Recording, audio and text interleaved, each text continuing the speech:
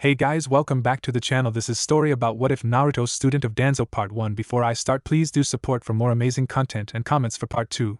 Do consider to subscribe my channel and share my video to your friends and check out the description as well. Let's start the video. Reincarnation is not something I was a strong believer up until I was subjected to it. It sounds odd that someone can actually say that it is a thing, especially when said phenomenon is preceded by something that should be ultimately the end of everything. Death takes, and it never gives anything in return. But much to my immense surprise, when I realized that I had somehow breathed my last whisper, I realized that the darkness that was supposed to lead me into the nothingness was actually a temporary one. The kind of temporary that I best knew as a mere night of sleep. In fact, I blinked awake in a quiet manner and I found myself staring at a ceiling that wasn't familiar. I blinked various times, my brain failing to grasp at the situation at hand during these first few moments here in this different place. This wasn't home, nor it was a hospital. I could barely see around as the window had been left mostly closed, allowing just a small line of light to cut through the shadows surrounding me. Blinking one last time, I finally realized that this room wasn't just unfamiliar, but also familiar. The style gave away that this was the standard Japanese room. I was resting by the floor. No, it was a futon. A thin layer of soft mattress that separated me from actually touching the cold and unforgiving floor, while offering me a degree of warmth and tightness. And it just reminded me of unpleasant times I had to rest out of home, either for work or other affairs. My calm had melted away at the incessant poking from my confusion and uneasiness over the unexpected sight around me. I ruled out the chances of kidnapping. It wouldn't make any sense if I was just taken by some Japanese gangs. Why? I wasn't even close to the zones that these people were known to operate to. It just wouldn't make any sense to make this much of an effort to bring me comfort, especially if this was a case of kidnapping. The real hint that shoved away any normal reasoning was the fact that I was tiny. I was small. Smaller than I was supposed to be. Staring for a little while at my tiny and childish arms, I finally took a moment to reach out for my hair. A little spiky, terribly unruly. The classing sleep hair was there to bring me minor annoyance. It was going to be troublesome to get a decent appearance out of it. My panic had simmered down to nothing now that I had thrown away any dangerous circumstances. There was just a sense of peace in this moment that urged me to keep quiet as I continued to study my current situation. A sigh left my lips, starting to get irked at the lack of proper illumination in this room. But just as I pondered if I should have or not moved to check on the rest of the house, my attention was swiftly stolen away from myself and right to the only door I could see. It slid open, revealing a tired but smiling face. A woman. Her long dark hair was combed in a short ponytail that rested by her shoulder. I resisted the urge to grimace at the prominent hint that this lady was possibly going to die, considering how many mothers had perished with that hairstyle. "Good morning," the stranger greeted with an unexpected amount of warmth and familiarity. I was stunned at first, unable to answer as I tried to properly assess the current situation. Who is she? My new mother? My aunt? Maybe a very old big sister? I really hope the latter option wasn't the truth. I don't need to face the era just yet. Or ever. I really don't like the prospect of facing the truest plight of a young boy in a Japanese-based setting. She blinked, surprised at my lack of response, but then her smile widened a little bit. I suppose you truly tired yourself out by thinking about today, the lady hummed with a nod. But I hope you're ready for your first day at the academy. The Hokage will be there to see if you're all awake and prepared for this experience. Two things. Academy and Hokage. Both yanked me right into the belief this was in fact Naruto. The second term just confirmed this to be the truth. I was confused by how, why and when this displacement/reincarnation/shift happened, but I didn't have either the time nor the mental capacity to genuinely brainstorm. The only things I could say now was that I was in the same world which saw Naruto happen and I was a student to the ninja academy. I just woke up and found myself already tied up to a deadly career path. Why do I feel that things hadn't changed much from the previous life? I mean, death isn't that much of a variable in the workplace, but technically speaking, I was still going to be subjected to a route I couldn't stray away from. Despite my inner uneasiness, I managed a nod instead of keeping up with the silence. I was still unsure if this was a mother or an aunt, but I found myself leaning more to the mother option. "I'm awake," I replied slowly, giving one last analytical thought over the way I was supposed to be addressing the woman in front of me. "Okay-san." Her smile twitched mirthfully at that response. "I'm glad that you are," she commented back. "But I think you shouldn't waste more time by the bed. Breakfast is already by the table, and your Otosan wouldn't want you to be late for your first day." I saw her entire frame sag a little at the mentioning of her husband. I didn't need to be told directly to suspect that my new father was dead. That's saddening, but not to the point of tears. I don't even know my name. How was I supposed to sympathize over such a detail? It would have been hypocritical to grieve over an unknown man's death, because it wasn't a burden to consider as mine. Instead of speaking, I just stood up and walked up to the woman. Her sadness was hidden by a faux effort to show happiness over my presence. If I had been a child, that would have been effective, but I wasn't one. Or at least, I wasn't one mentally. I reached for her left hand, urging her to stand up from her crouched position. "Otosan wouldn't want you to weep for him," I stated calmly, and my childlike tone was finally clear to me. But my eyes were on my mother, and she seemed to freeze at my comment. She teared up a little bit, but she nodded, standing up and starting to lead me through the halls of the modest-sized compound. And while I waited for other hints pop up before my eyes and offer me a clear sight over the specific part of the timeline I was, the woman decided to reward my fortitude with a brighter smile and a revealing comment. If only he could see you now, Danzoo-kun. But as the lady kept on with a happy outlook even when we reached our destination and started to eat breakfast, I felt something crash within my mind. Of all things I would have expected from this BS degree reincarnation, replacing the child form of Danzoo Shimura wasn't in my list. And boy, this was going to be a wild ride for sure. Kanohigaku no Sato was far from the urban settlement that was going to become in a couple of decades from now. The place was actually a big village with just various compounds and buildings. Just a handful of shops spread all over the place, and no pseudo-modern organizations occupying a slice of the available land. A single element remained unchanged in this very unexpected displacement was Konoha's own ninja academy. It was a novelty for this era, as the warring states had just ended, and people were still grasping at the innovative mind created by the combined efforts of the Senju brothers, Madara Uchiha, and Mito Uzumaki. Kind of surprising to hear from my own mother how the last member was equally commended as the other three. It reminded me of the fact that Hashirama's wife had yet to become the first Jinchuriki to the Kyuubi, and that there was no reason to cover her image from any kidnapping attempts. I glanced at the chance as something to further help me gain a better standing in this world. If I had been reincarnated in the original timeline, even as a kid with less chances than Naruto to becoming a genin early on in the show, I would have probably taken a slower and safer route. But right now that I was going to become one of the soldiers for the first Shinobi War, I had to milk everything that could be milked for new techniques, body and chakra improvement, and higher hopes of surviving the first two conflicts. The third war could be winged with me chilling by the home front. But that was if I managed to live to that point. Plus I had no intentions of becoming an actual cripple. I really didn't need to become half mummy for the sake of canon. Fuck canon. I was going to mess up with the plotline so hard that not even its mother was going to recognize it. With that mindset already ingrained in my next moves, I proceeded to attain a proper and peaceful outlook to appear as genuine as possible. The woman that was eagerly leading me around, my new mother, didn't seem to find anything worth of pointing out over my performance. Either I was visualizing little Danzo's personality flawlessly, or she was just basking over the mature comments I had thrown her way. Nothing strange, but just some pure and innocent praises that were meant to give her a better look over life. I wasn't a psychologist, but I could recognize depression perfectly when said depressed person would silently stare to a seamless spot of the table for a long time while she waited for me to be done by the bathroom. I swear she hadn't moved while I was busy with my simple routine, and I almost worried about a circumstance that could technically become a problem to me. If she killed herself, and the chances were pretty high considering how much she loved my father and grandfather, both shinobis that had died before the Shimura clan had joined the new village, then I was going to be left at the local orphanage. And while I didn't give that much weight at the accounts offered by few flashbacks from Naruto's childhood and stories depicting physical abuse and or neglect over the orphans, I really didn't want to lose my big house. Kind of cruel to be picking up elements over my new family like this, focusing only on my betterment rather than preserving them out of mere kindness, but this world just wasn't going to allow me to have a happy ending. At least, not without murdering 3/4 of the current population. People were still fixed in warring despite the fact villages were becoming a reality. And I was expecting some greediness from those that wanted to fully control the Bijus. Fuck, I need to make plans to kill Zetsu early on. I wasn't going to allow the bastard to live long enough to make any of the messes that this period should be experiencing. Especially Madara betraying the village. That was a mission with identical priority to surviving the dangers that were going to come my way. And I was really afraid to fail miserably right by the first step just as we were taken inside the large courtyard in front of the academy's building. Mom, like the other parents, had been kept away as the children were led to this large clearing. It was so surprising to be in this place after seeing it in its anime version. There were 4 adults before us. 3 I could recognize as the Senju brothers, Hashirama and Tobirama, and Madara Uchiha. The 4th man was possibly the objective judge, since the 3 known ninjas were not looking quite friendly with one another. I expected the serious and no-nonsense Madara for this occasion, yet I was regaled with. The first student to pass the initiation test will be offered my personal teachings for a base katan technique. That, Madara, I thought we agreed to not give this much incentive. We don't need to create unneeded competition. The first student can choose either Uchiha-san's offer, or they can learn 2 base futon techniques under my guidance. Tobirama, don't start bickering with Madara. We can't do this in front of the kids. I noticed the unknown man standing a couple of meters away from the trio frown nervously at the scene, and I could see his need to intervene curbed by the logical reasoning that any attempt to defuse the situation would result in some damage on his person. Quite troublesome to know that some of the comedic elements of the series were there to create an unflattering introduction scene for the first Hokage, the future second, and Madara indestructible Uchiha. Is this normal? The child beside me blurted out without thinking too much about it. I've heard that they had been like this since they were children, I replied absent-mindedly, gaining the attention of the oddly familiar brunette. I suppose old habits are troublesome to kill, but the Hokage is still a man, I interjected for him.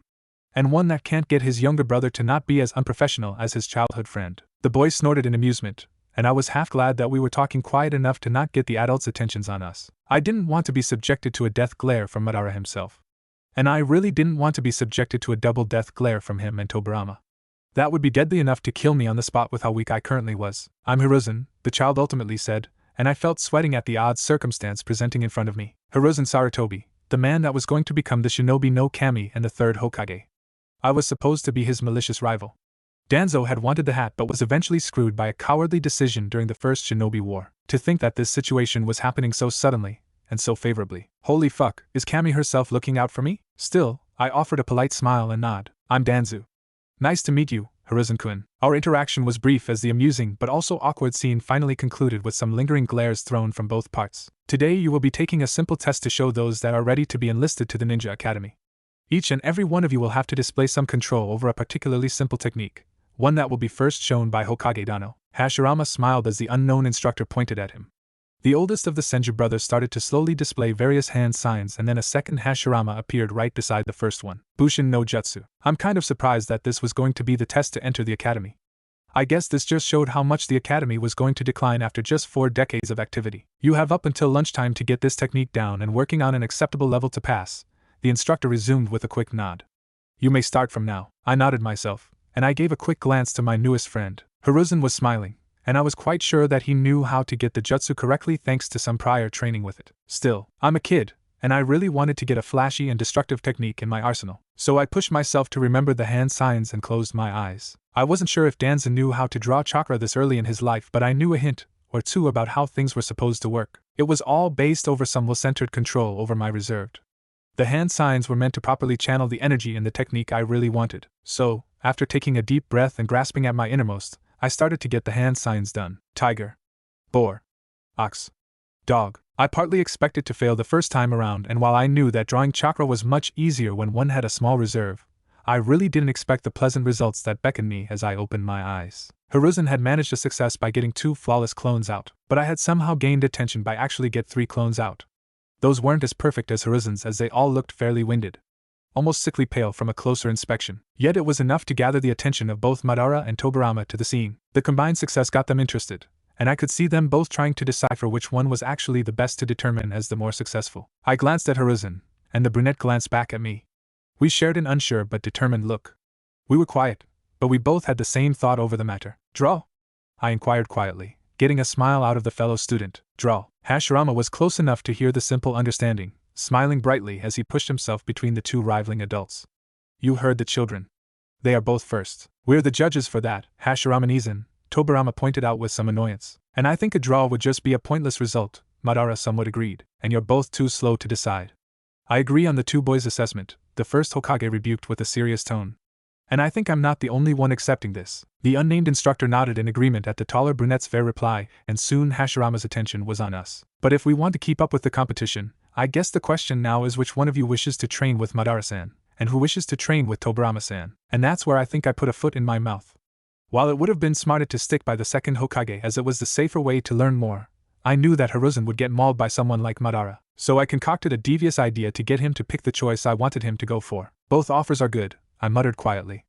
Uchiha-sama is offering a Katon technique, and Katon is known for firepower. Senju-sama is offering 2 Futon techniques, and while the wind style doesn't offer the same power as Katon, I think the flexibility with those make them match up evenly with the former. But you can pick one, child, Tobirama commented dryly. While I find your comment well described, I think you understand that we don't have all time to waste on your indecision. I shrugged.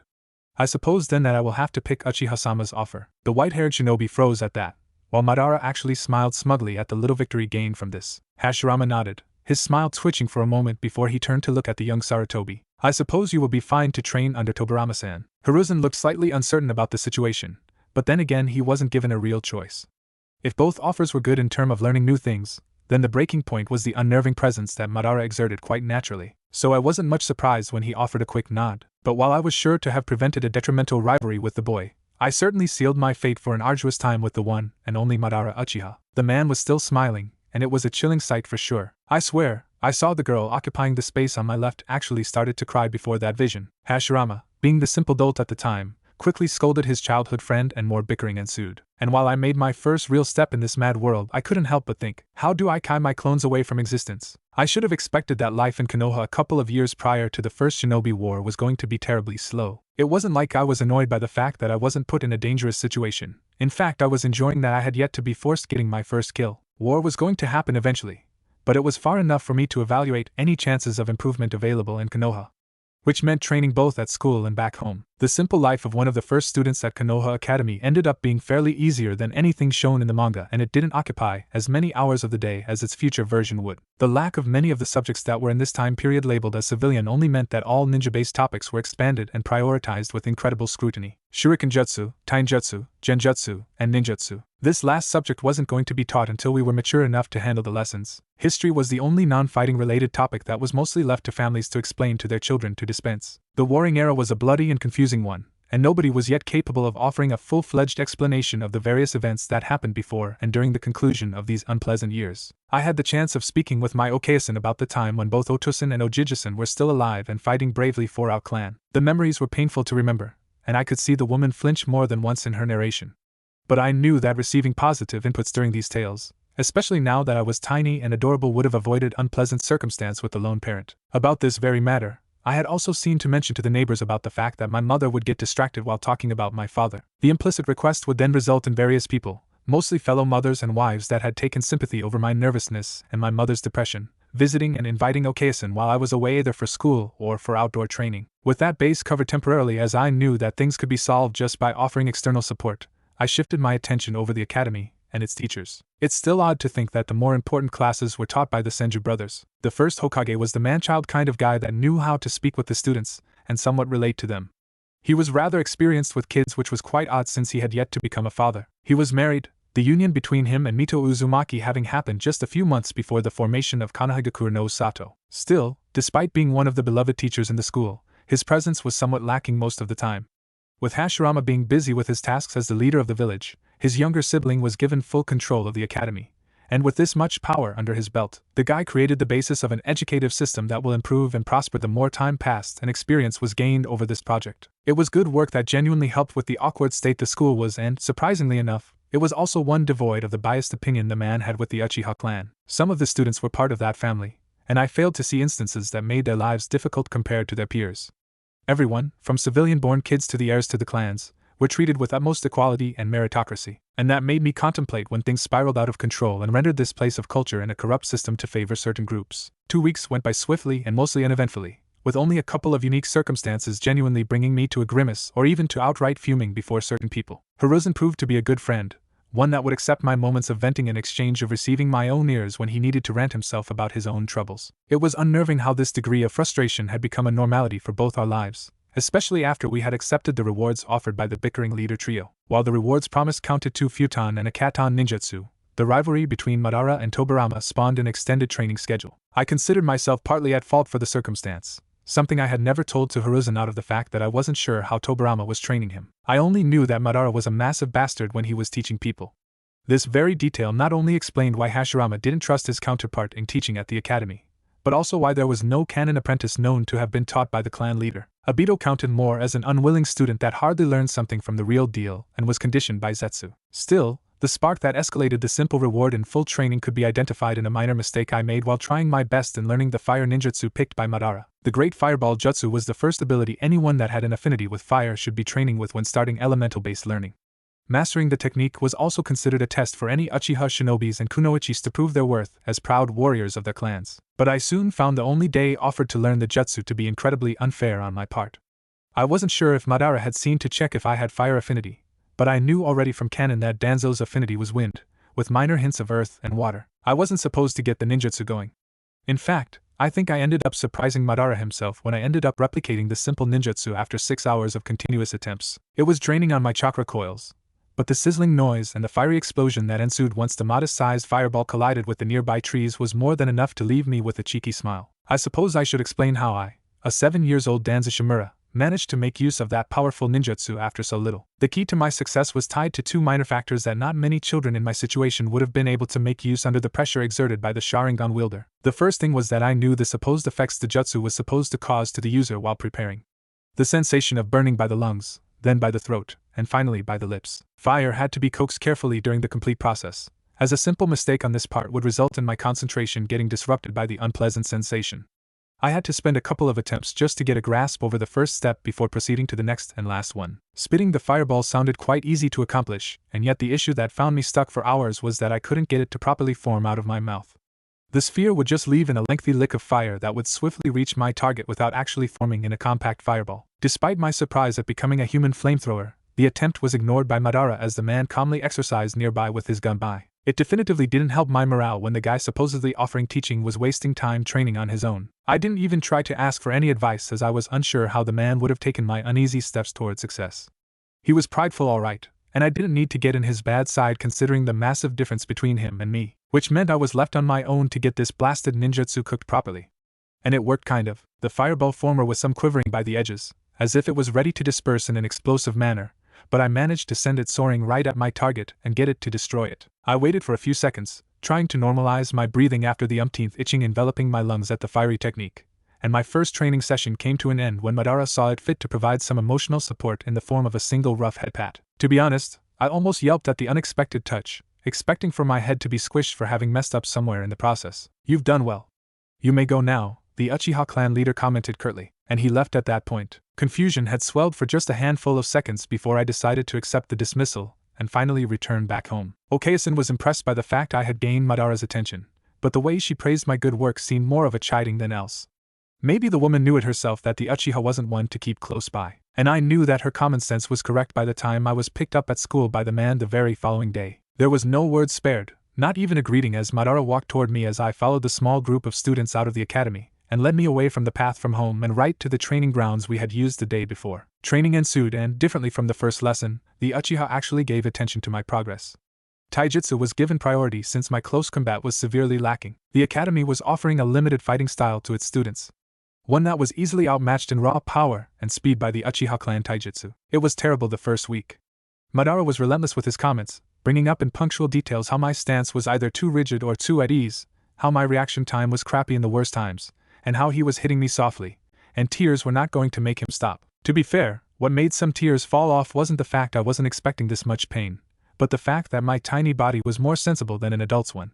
It didn't have the same pain endurance as my original body, and thus everything coming my way stung harder than expected. I wasn't really crying at getting wrecked by a veteran shinobi, but rather my body reacted in that manner at the sudden and intense pain. When the second week began, things took a strange positive twist. And not only about the training sessions, I was gaining more resilience and understanding of the Uchiha Taijutsu the more time I spent training with it and against it. Madara wasn't merciful, but he would concede a couple of pauses along the sessions. It was tough, but not impossible by the end of the day. The change that actually caught me off guard was that I somehow got popular at the academy because of it. While people weren't unsure what I was doing with Madara, the fact that the Uchiha kids were spending an unexpected amount of time close to me and trying to build up social relations was more than enough to warrant quite the inner inquiry about the matter. Maybe the family thought of me as an honorary Uchiha since their clan chief was teaching me, but I was quite sure that Madara himself had no implication on the matter. It wouldn't help me nor him at training, and he wasn't certainly trying to flex his apprentice so strongly before the Senju brothers. Tobirama was fairly moderate himself from what I knew from Hiruzen. Whatever bet had been made once Madara had gone to him and Hashirama to gloat over my abilities, it didn't seem worth of making a large fuss over it. Still, this very subversion of my lonely pace at school left me with a single positive change that would end up becoming useful in the future. Kagami Uchiha, one of the low-born members of the clan, was someone that didn't seem interested in making ambitious gains by befriending me. He was more of a follower than a rival and someone that just ended up following the collective thought and tried his efforts and reaching for me. What truly made him stand out compared to the rest was the kind of question he asked me when we ended up sitting near to each other. "Is Madara-sama tough with his lessons?" I was almost surprised when I first heard the blunt query, and I spared some moments of silence before giving him a quick yes while I glanced back at him. If I had to make a comparison between other members of the Uchiha clan, Kagami was a strange mix of Obito and Sasuke. He was naive just like the former, and terribly silly when it came in making friends outside of his clan, but he was also attentive to class and seemed to have already a good understanding of the great fireball jutsu. Adding him to the conversations with Hiruzen brought up a quality element I would have never expected the boy to bring up. With the young Sarutobi being initially uneasy while having a member of the Uchiha clan listening at our discussions, the brunette seemed to change approach when he noticed that there was nothing of the arrogant and pompous elements that made up a large majority of the family. In fact, I could tell that both him and Kagami were bonding quickly. Way more quickly than I expected it to be. Still, it was good to be broadening the circle of peers with a third member, and thus our little group started to get more livelier thanks to our newest mutual friend. But while things might have been pleasant because of these developments, I sure hadn't expected for Tobirama and Madara to take their bet to the next step. It all started when Hiruzen and I were called to reach the academy. It was Sunday morning and there was no one waiting for us at the entrance. Do you think that they are waiting inside? I glanced at Hiruzen with a half-tired look. I had woken up in a panic as Okayasan had rushed to my room with an urgent letter from Madara requesting my immediate presence. I had planned to spend the early hours of the morning in my futon, preparing physically and mentally for today's afternoon session with the Uchiha clan leader. With my plans burned so suddenly because of some petty and childish rivalry, and with me rushing through my usual morning routine to not turn out late, I ended up finding Hiruzen waiting by the gates. He had been summoned with a letter similar to mine, this one actually signed by Tobirama. The young Sarutobi didn't look any better than I was. Maybe even worse considering the sleep bags underneath his eyes. The gates are closed, I pointed out calmly. The boy blinked at me, glancing back at the gates and then back at me. I didn't notice. Mighty God, Kami-sama, and Tamamo-chama, why are we suffering for 2 morons bet? Sighing at the response, I turned back at the gates, but more specifically at the small wall that I knew both Hiruzen and I could vault with little effort. We can still check inside, I muttered quietly, gaining once again Hiruzen's attention on me. But the gates are closed, he repeated my words, and I almost facepalmed at the lifeless voice it was all delivered. We can still check. Maybe they were busy and couldn't receive us at the entrance, I commented back, pointing at the small wall as we both approached it. Anyway this situation goes, I don't think we can get in trouble for merely snooping around. The young Sarutobi looked uncertain at first, but the unwillingness to keep waiting standing up under the sun eroded any moral reluctance to break that implicit rule of not entering the building during weekends. Nobody was there to check the place, and so our infiltration proved to be as easy as drinking from a glass of water. The academy was desolate as we ventured inside and we couldn't hear anything that could help us in our search. If the 2 adults were indeed within the premises of the building, then they had to be somewhere near the principal's office. Tobirama was known to keep to that room during most of the time at the school, which wasn't spent to give lectures to his assigned classrooms. After going 2 floors up thanks to the simple staircase built by the entrance, we started to wander by the administrative area of the academy. The zone was forbidden to students in normal circumstances, but there were occasions where teachers would send kids to pick up books that were available by the library in the specific floor. Right now, Hiruzen and I were keeping a somewhat attentive stance as we delved deeper in the silent halls of the school. Could it have been a ploy to annoy us? No. Even though Madara would have done this to me, I couldn't see him actually agreeing with Tobirama about the matter. Something was indeed off with the lack of someone waiting at the entrance, and perhaps something bad had happened before we arrived there. Staring left and right, I took a sudden pause as I finally heard a noise. It was muffled, but I could recognize the difference from the continuous silence surrounding us. Hiruzen seemed to have heard it too as he tensed up right as I did. Our pace increased a little bit as we rushed to where we heard the noise and another one reached our ears. Confusion swelled as we stopped before the door that led to the room in which the ruckus was going on. Things were muffled, but we could hear some brawling happening inside. But wasn't the Hokage's office meant to be empty today? During the weekends, the Hokage was allowed to deal with paperwork right at home. One of the few situations that had changed by the time the Sandaime would take over the role, and that meant whoever was inside it was either the Hokage, nor someone with friendly intentions. Madara wouldn't have concocted something this complicated, and not this malicious. I had done everything to keep him pleased, or at least happy with the way I handled training. There were no guards around, and there had been no shinobi wars to reinforce the need of keeping watch over important places. A foreign intruder? Could it be that an enemy spy had infiltrated Konoha? I gritted my teeth at the chances of this being the truth, and I glanced at Hiruzen with a serious look.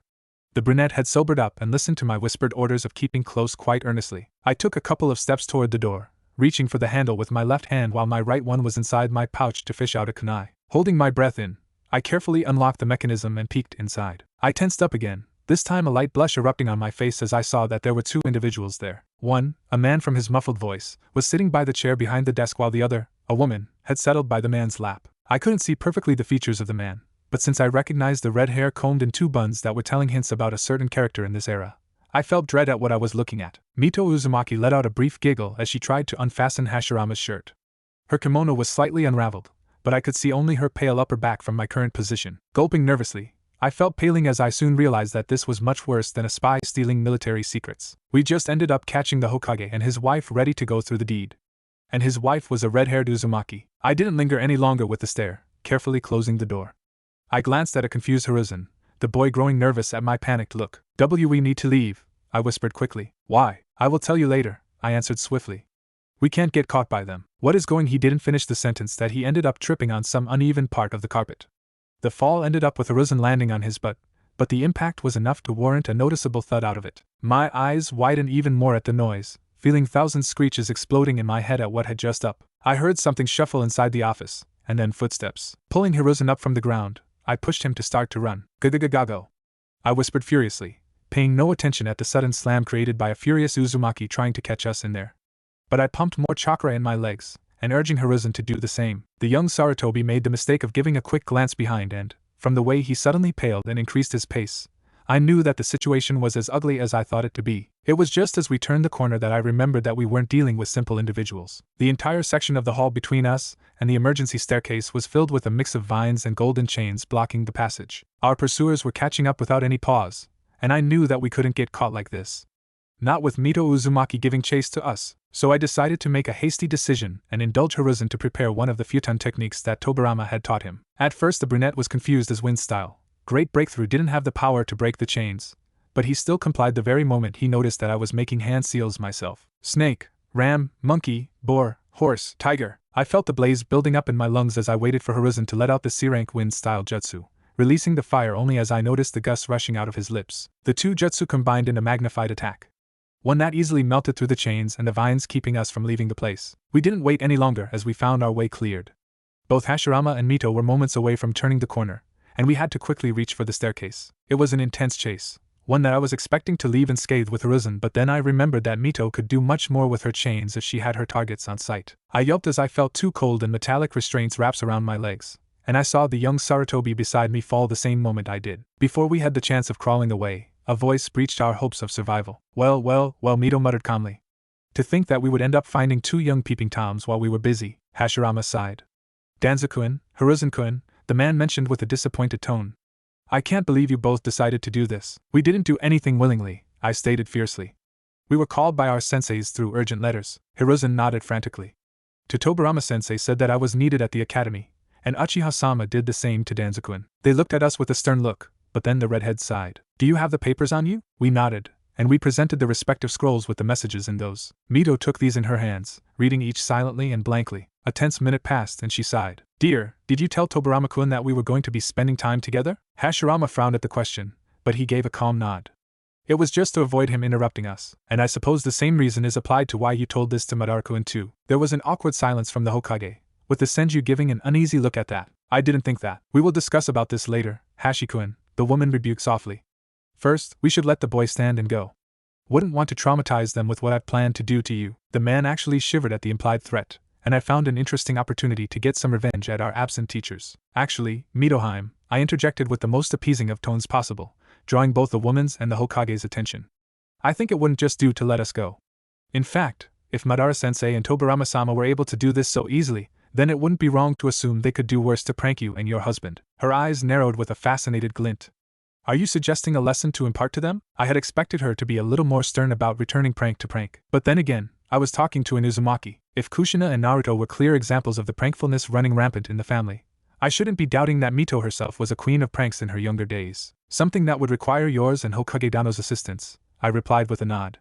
It's nothing harmful, but it will be decisive in making it clear that they shouldn't be using Hiruzen and I for their silly antics, and not disturb you in your alone time. Mito nodded intrigued, ignoring the fact that a 7-year-old had just addressed what they were doing as the subject of the talk. Hashirama didn't from the way he blushed, but he seemed to calm down as I started to explain the simple plan meant to humble the two morons to a proper degree. I wasn't sure that Madara's arrogance was going to be weakened by this, but he surely was going to learn to not use me as a tool of jealousy to get his rival's attention. And boy, revenge was going to be as sweet as chocolate milk. A new day, and a brand new problem to deal with caution and fury. I was never the kind of man that loved to prank people to get back at them. Maybe it was because I never had a reason to make use of pranks in general. Even as a kid, I still had my own limits at my own brattiness. But now that the situation couldn't have been solved through mature means, I guess a prank was the best bet. Two students have to explain a couple of things to two foolish masters. I was still surprised that Madara had indirectly teamed up with Tobirama. The first Hokage confirmed that the two hadn't somehow allied just for this stupid event by checking if they had somehow contacted each other over the matter. Part of me blamed fate itself for having conjured such a troublesome coincidence. But then again, I really wanted to test what the leader of the Uchiha had as patience.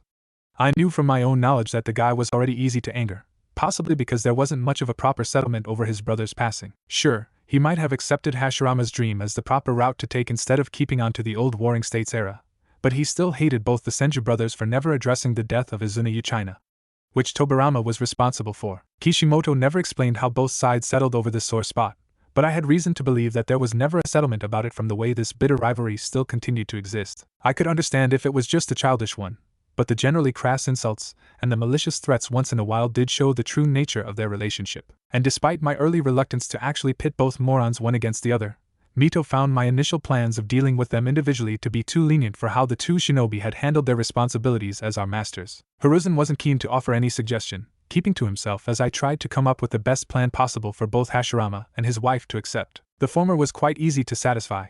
Albeit he was pissed at what had happened, he was still a goof when dealing with his brother and childhood friend.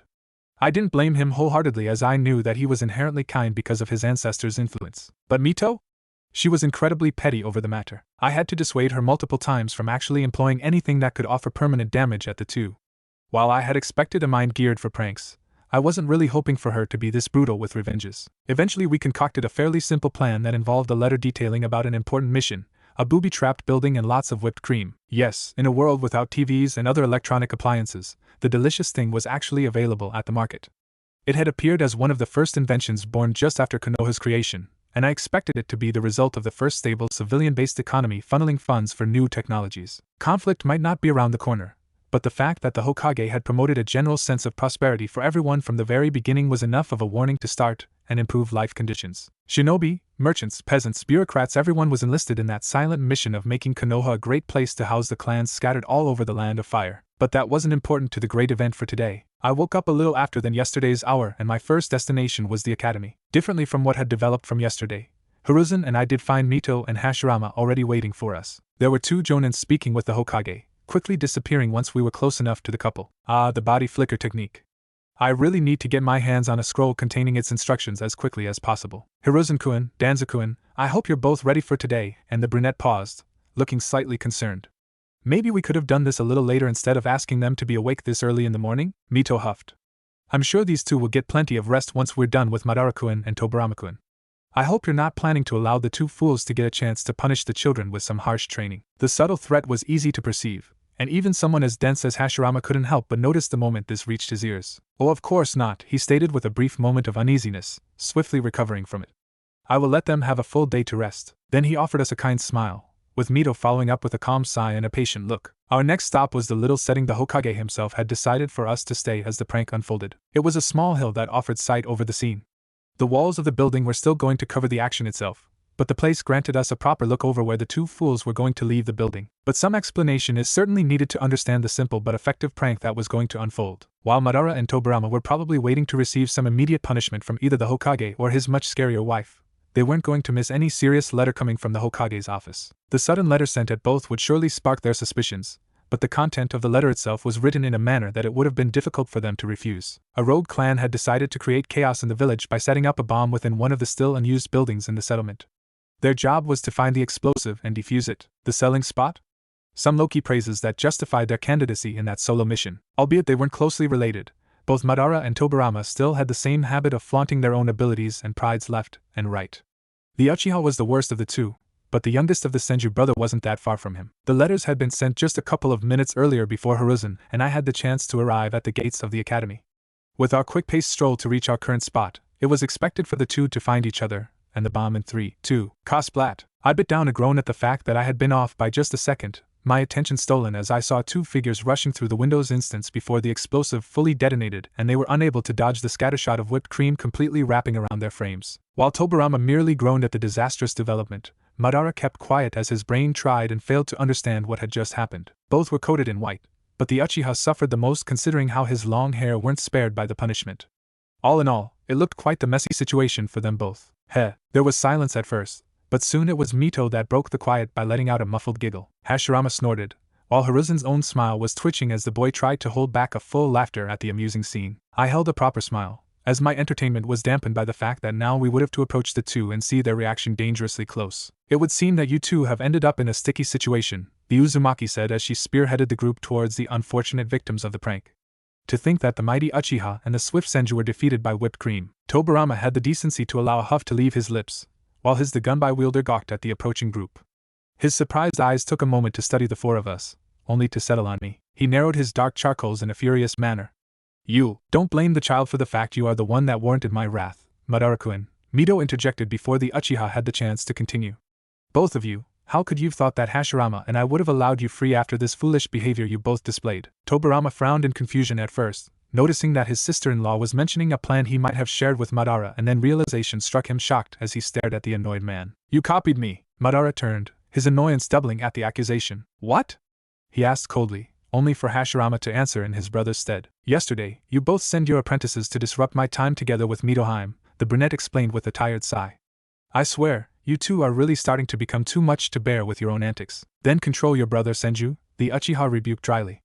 Instead of allowing him to bark madly left and right, perhaps you should assign him to boarder's duty, as if your word actually matter in the decision-making of this village team. And they were bickering again. I felt Hiruzen walking closer to where I was, holding a hand up close to my ear to whisper something to me. Do you think they will remember about us? Allowing a grimace on my face, I shook my head.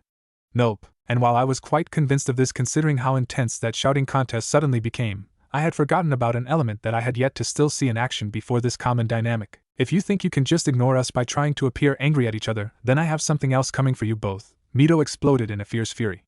This is not the first time that you decide to drag Hashirama and I into your petty exchanges. And I think it's high time you both apologize to each other for being this stupid. I will never apologize to that filthy piece of— Enough, Hashirama interrupted his rival. Not before the children and Midorime is right. You two have been going at each other for months now.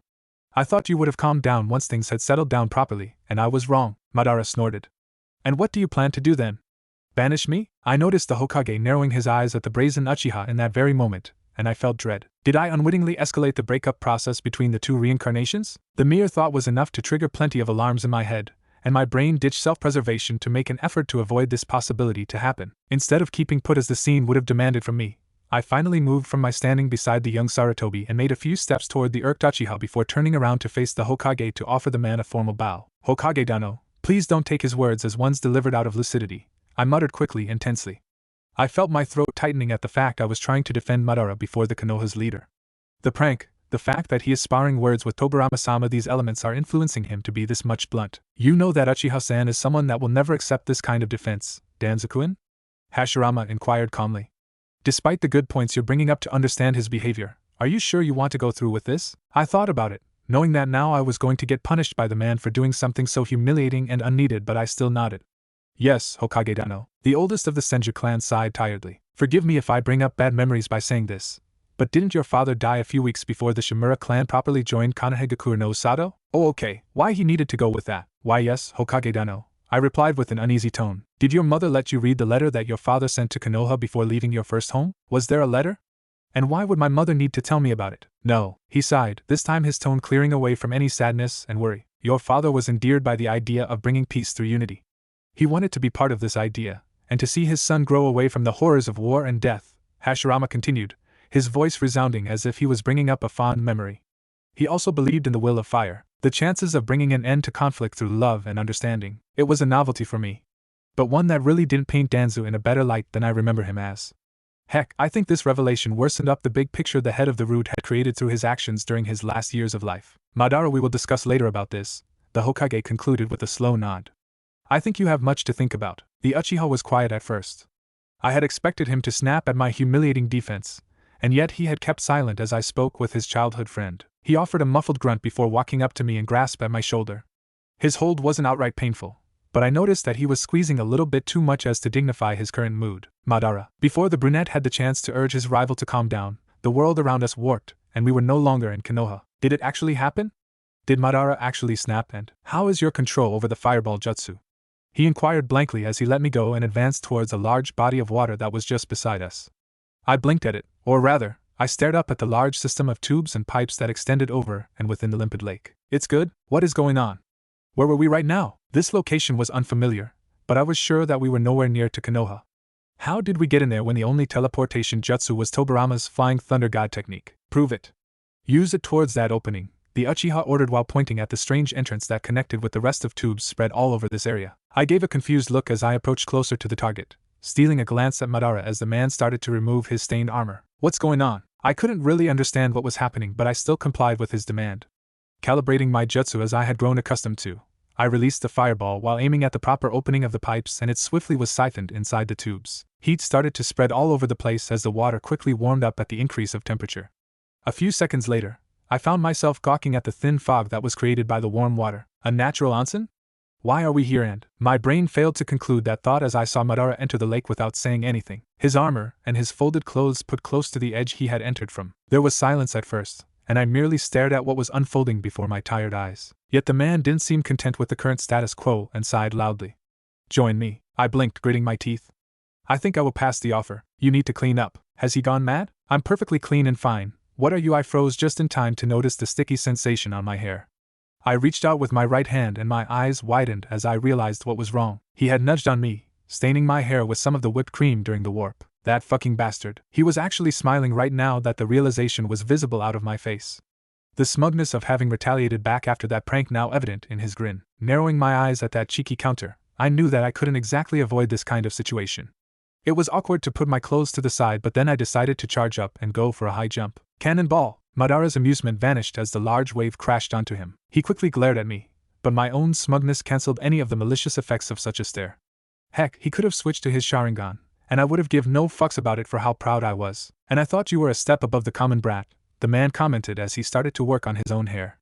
Yet you failed me again. I allowed a frown to settle on my visage as I contemplated these words. First, you thought that by appearing like a foolish mongrel before Hashirama would spare me of any escalation, proving how terribly stupid you can be when you're aware of my honor, Madara explained with a calm tone. Then you decide that being a child once more will dissuade me from thinking more about what just happened. Tensing up at that, I continued to stare in shock at the Uchiha. Was he suspecting that I was not? Tell me, Shimura-kun. Do you think like your father did that understanding your enemy will bring us true peace like Hashirama loves to sprout about? I was tempted to give a convoluted answer, just to disarm the man of any chances of speaking more about it.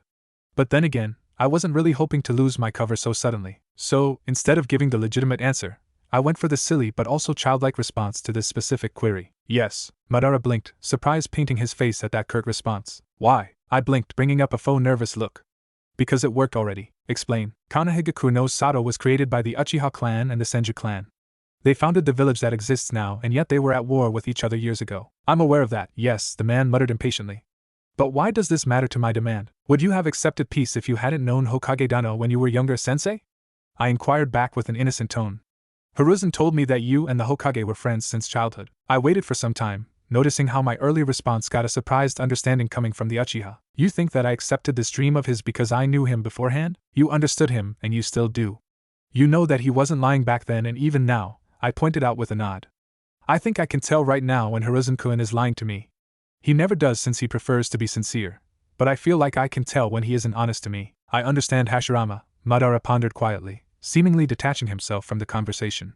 Which is why I believe him despite how many years have gone by. Do you distrust Hokage Dano, sensei? No, he replied dryly. And that, sometimes, makes me think of how silly this all is. He turned to glance at me once more. If you had the chance to decide who is going to be the Hokage from now on, would you choose me or Hashirama? Oh, now he's trying to play the whole but I want to be the Hokage card on should be me. Poor guy doesn't know that I have the perfect answer for that. I would choose Hashirama-sama, I stated with a nod. If you were the Hokage, sensei, you wouldn't be my sensei any longer. He frowned at that logic. What are you talking about? Well, when you sent me in that important mission, I emphasized the event in an effort to show my annoyance to it, only to be ignored on that front. I noticed that Hokage Dano had numerous papers still sitting on his desk despite having the large majority of the paperwork in his house. You think that if I had been Hokage, then I wouldn't have had the time to train you? I nodded and he sighed tiredly. I would have left someone else to deal with it, Madara pointed out, and I gave a confused look. Isn't the paperwork the big part of the job? The Uchiha snorted. Being the Hokage means being the strongest, he rebuked dryly. Why do you think I want that stupid hat? I think it's a nice hat, I admitted, a minor degree of smug latching onto my words. His stare narrowed at that quip. But I don't think being the Hokage means being the strongest in the village. Why? Well, the Hokage has to stick by the academy most of his time, and he doesn't have time to go in missions, I answered with a sigh.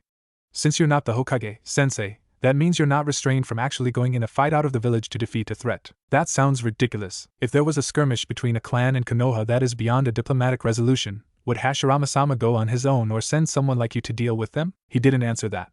In fact, the conversation kind of ended there as we stood in that onsen for a couple more of minutes. Once I was properly cleaned from the whipped cream, I stood out of the warm lake and allowed the steam to dry me up a little bit before I reached for my clothes. Once we were done with this strange situation, Madara reached for my shoulder again, and we warped back inside Konoha. This time we were standing in front of the Uchiha compound. We shall speak again tomorrow, at the usual training spot. Curt, impassive and pretty much stern. Yet, compared to the usual tone, there was a strange touch of leniency. I didn't linger further, noticing that the man was already walking inside the main building of the household, leaving me to make my way back home. I was confused, fascinated, and overall spent with what happened today. Yet, despite my tiredness, I couldn't help but spend the rest of the day to try and understand if the man had used some unknown jutsu or reverse summoning to get us out and back in Konoha. Nonetheless, I felt like I did make some progress for what was meant to be a silly prank. Hopefully, it's all for good. 4 months went by mostly uneventfully. Training still continued, but now I was given more autonomy in which way I was supposed to develop my personal skills. It wasn't difficult to see that Madara's decision to allow me this kind of freedom wasn't driven by kindness or compassion, but more of a necessity drilled in his mind by his war-filled childhood. Children needed to be ready for what was going to happen once the world was embroiled in the newest war. And he knew perfectly enough that despite the creations of the 5 great villages, everlasting neutrality wasn't going to become an instant reward. People had scorn in their hearts and minds, and some of the leaders couldn't forget the years of the warring states just like this. I wasn't sure how the first Shinobi War was going to happen, but I know that some of the pieces were already set. Madara was careless enough to lament some of Hashirama's recent decisions in appeasing some of our neighbors. Iwagakure had yet to develop its hatred for Konoha, and I knew that until the head of the Uchiha clan didn't commit for any brainless operations to show dominance, there was going to be none of that degree of animosity. Heck, if I had the chance to interfere, the first thing to do was to smooth out the issues for keeping a stable worldwide peace across the planet. I still had ambitions to make Konoha a prominent country, but I wasn't against pushing a more peaceful agenda to prevent any brain drain and senseless bloodshed, not when precious manpower was wasted in some meaningless conflict. Which is why, during one of my conversations with my disgruntled sensei, I decided to instill more doubts within his mind. It was all in the name of subtlety, and I was careful enough to not sound older than I appeared. Sensei, but what if you're also wrong? A blink, then a frown, and finally a need for clarification from my simple query. Talking to Madara proved to be a little easier than I originally thought, mostly because I finally got a proper glimpse over his personality as my apprenticeship with him continued. This man had yet to become the ferocious and hateful bastard that almost led to the end of the world, all because of him being influenced by Zetsu.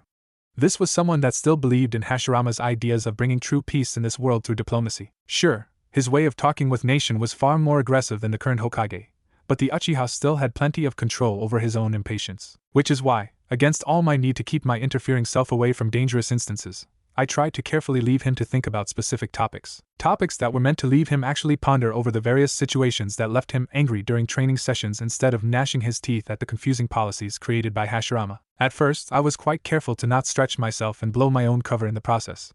Then I picked up a more comfortable pace and established something of a logical outlook within the man. It was still work in process, considering that some of my words were either ignored or outright rebuked with the classic "I am an adult, so I know better" excuse, which was really aggravating from time to time, taking my predicament in consideration. With that little project kept as a side mission for the time being, I gave maximum priority to my own training schedule, as Madara really gave me quite the freedom of choice over the case. The moment I received this little not-so-special privilege from the ancestor of the duck-haired Avenger, I saw fit to raid the specialized library and take back home with me numerous scrolls with C-rank techniques and some training books detailing leaf concentration practice and the tree climbing practice. Practicing took priority over learning new abilities, mostly because I knew that my current arsenal was limited by my own inabilities.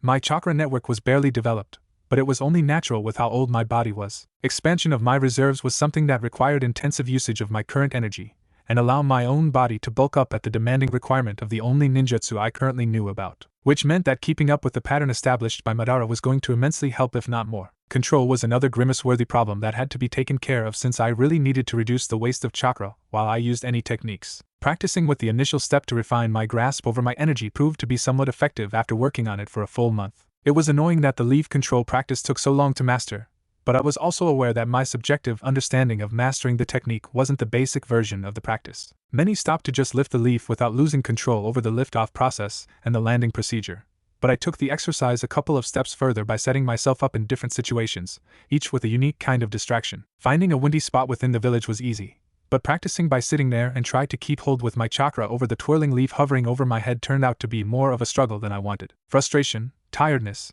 and ultimately irritation.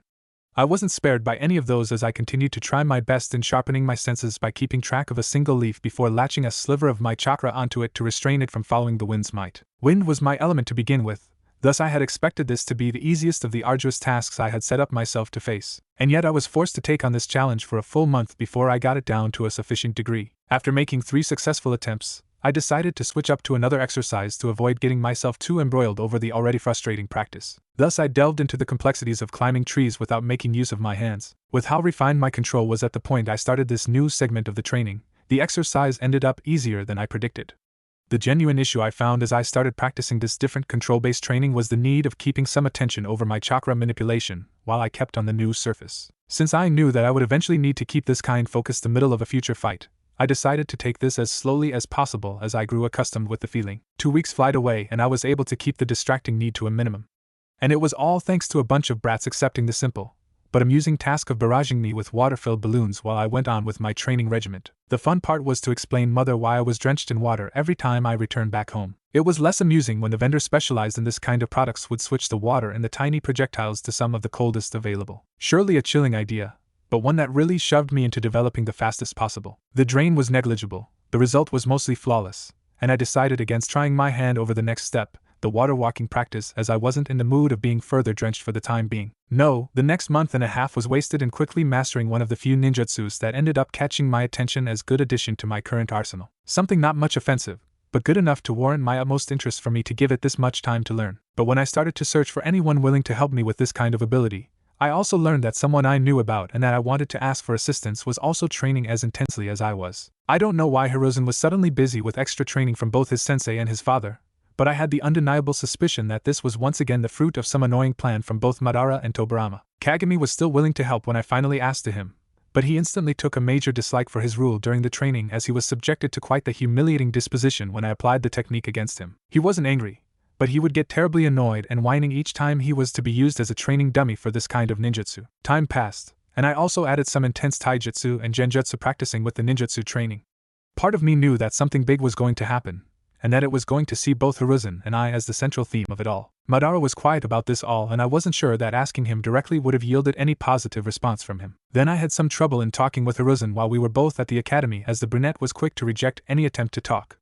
Even sending Kagami to pry some info out of the young Sarutobi resulted in nothing but silence. Was he angry? The circumstance was the most plausible, and yet I couldn't sense any frustration directed at me from the boy. Plus, I could tell if Hiruzen had any grudge with me, especially since I would have to slight him immensely to get this kind of reaction out of him. So what exactly happened to him? The question kept gnawing at my brain during the few pauses I would get during training. I couldn't get much out of how little clue I had over the matter, and while I had made plans to check with either the Hokage or Mito if they knew anything of what was going on, I decided against troubling them over the matter. I wasn't Naruto, and I didn't have any family-like relationship with Hashirama to use for some advice in this kind of situation. So I waited patiently, while also keeping on improving myself. The paranoia was still there to keep me from slipping up with my pace, also inducing me to go more frequently to the weapon shop to buy special equipment in case of emergencies. Smoke bombs were a novelty I found myself endeared to. Not many ninjas had the means to sense their opponents when their sight was obstructed. Thus the addition of this to my available tools was a most pleasing development. With the crescendo of the tension intensifying each day, I finally got the truth out when Madara finally decided to speak about this, and he looked surprised himself when he announced that I had been challenged by Hiruzen. I was confused when he presented me a formal paper, but as I stared down at the signature that legalized the document, I gained an understanding of what was going on. Tobirama had issued the paper, and Madara was clueless of what was exactly happening. How was I sure the Uchiha was an accessory of this stupid match? The man would have bragged for days about it instead of keeping this much quiet and genuinely shocked. So I took this as a childish effort from Hashirama's younger brother to take a shot at his main enemy by pitting me against his own apprentice. While I had simmered down the rivalry by Madara's side, I had completely forgotten that nobody had done anything with Tobirama. God damn it, why am I getting this big of a flaw in my plans this early on? The setting picked by Hiruzen was one of the training grounds near to the one Madara would train me by. The place was pretty much similar to what I was already accustomed to, but instead of being close to the large forest surrounding the village, it didn't have any trees or bushes to create natural obstacles. The land was mostly flat and made up by dirt, with some rocks here and there to create quite the IWA-esque training ground. I expected this to be a simple challenge, one that didn't require the group of spectators Tobirama decided to invite for the occasion. The Hokage was there, and so was his wife. To their left, a large group of people all donning the Sarutobi clan were already cheering on the nervous-looking brunette, and I quickly recognized Hiruzen's mother cheering him the hardest while keeping by the head of the clan's side. Sasuke Sarutobi, one of the greatest shinobis of the warring states. His fame was legendary in the lore, but his abilities were mostly unknown from the show. He looked like Hiruzen was going to during his adulthood, with the main difference being that he had a full beard instead of a short goatee. But the presence that really got me the most incensed about, considering the already frustrating, was my own mother standing on the other side. She was there, without nobody else. I spared her a glance, offered her a helpful smile as she tried to hold back onto the silent humiliation Tobirama had unconsciously perpetrated. Imagine being reminded that your entire clan was gone except for yourself and your own child. Amusing? I was having a blast from the way I was glaring daggers at the Hokage's younger brother. The white-haired jerk took notice of it with how surprised he looked as he glanced back at me, but I was quite sure the real shocking element was the degree of contempt someone my age was able to hold towards an adult. Much to my awe and relief, the uneasiness of my mother's loneliness wasn't noticed just by me.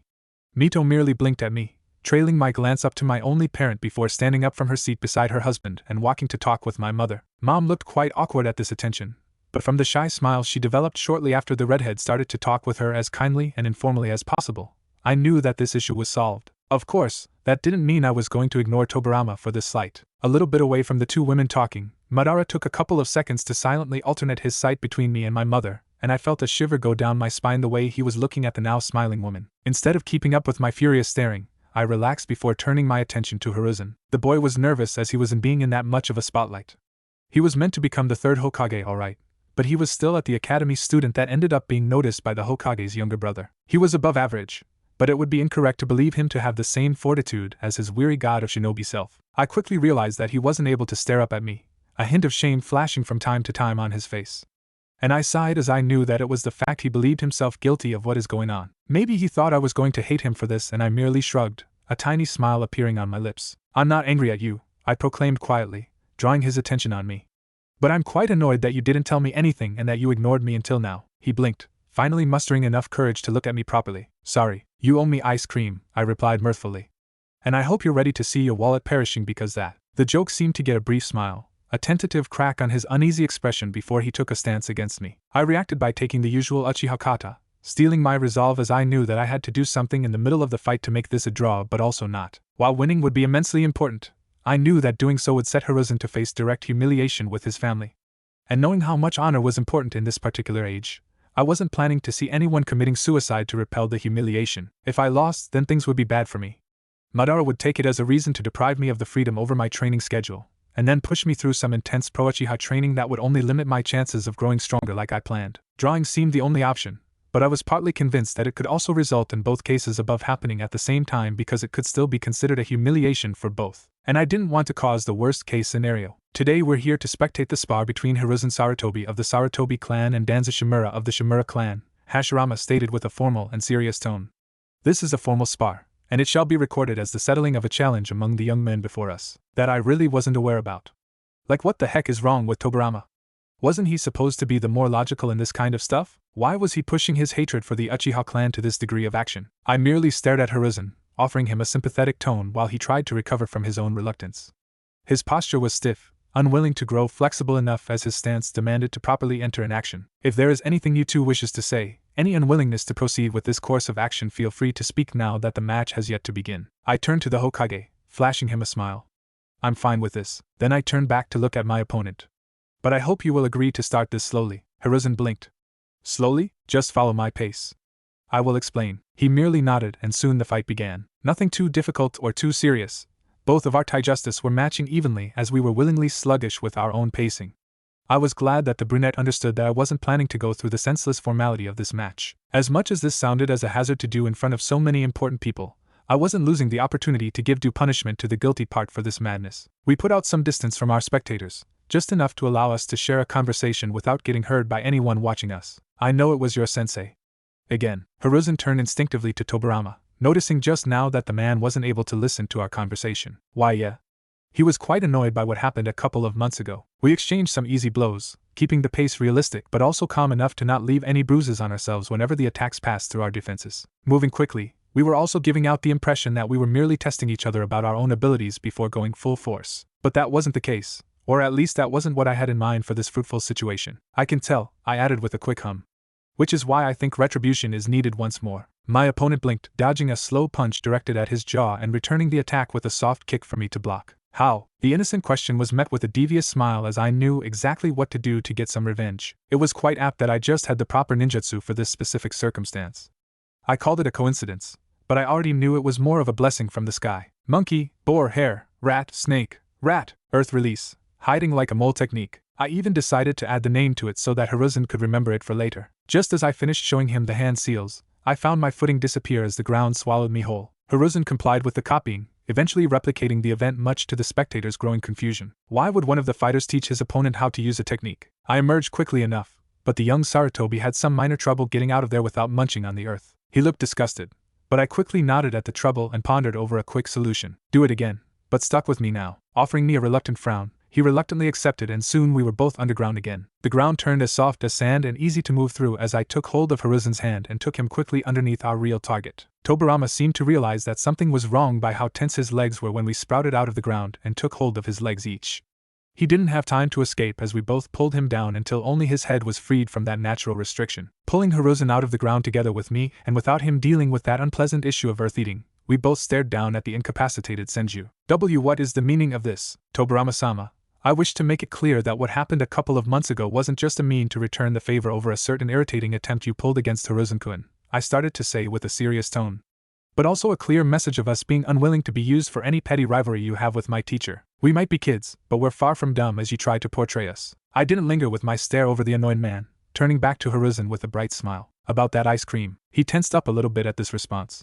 Be behind. May I join you for this occasion? I froze up as I felt a hand settling on my shoulder, while another reached for the brunette's own shoulder. Hashirama smiled, anything resembling his serious self before that gone, much to my surprise. How much of a man-child this guy is. But instead of rebuking the unexpected offer, I merely smiled and nodded. Of course.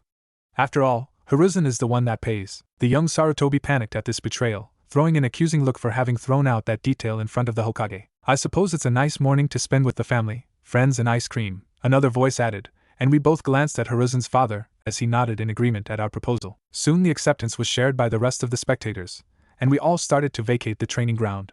Our main destination was now the parlor that was near to the academy building, a certain boy crying salty tears when his usually plump wallet was emptied of most of its content, much to his reluctance. But the most endearing bits of this aftermath was that I genuinely saw Madara smiling at how I had handled things while also appearing a little uneasy when I gave him a smile back. Maybe he thought I was throwing him a silent threat to not do anything of the kind against us. I mean, I technically had done this already, but I guess that works too. And while I enjoyed a pleasant day off from my usual training, Tobirama Senju was left to bask under the sun for a couple more of hours. Eventually his brother came back to pick him up, only for the Hokage to chuckle the whole way back to the academy building while pointing out how tan his younger sibling had gotten.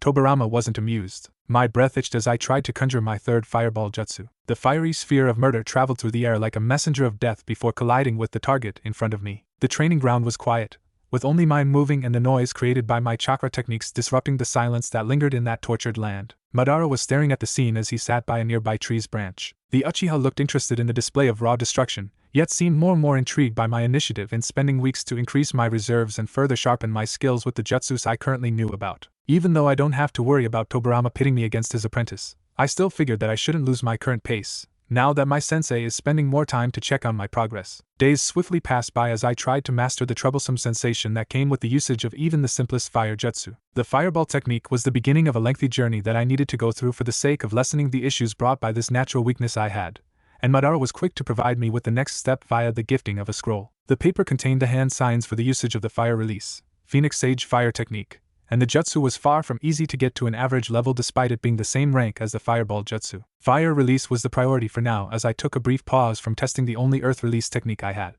Not like I really wanted to delay these particular sessions, but Kagami had mentioned something about having nightmares of being buried alive. Did I exert his childish mind a little bit too much? Nah, I could tell he was just bringing up the best reason to skip being the target. Hiruzen seemed to be unwilling to replace the young Uchiha, citing that he was training so hard under his father and his sensei, that adding this stress to his body would get him scolded by his mother. A tragic predicament that I was sure going to resolve with enough patience and persuasion. A child I might be, but I was still Danzoo Shimura.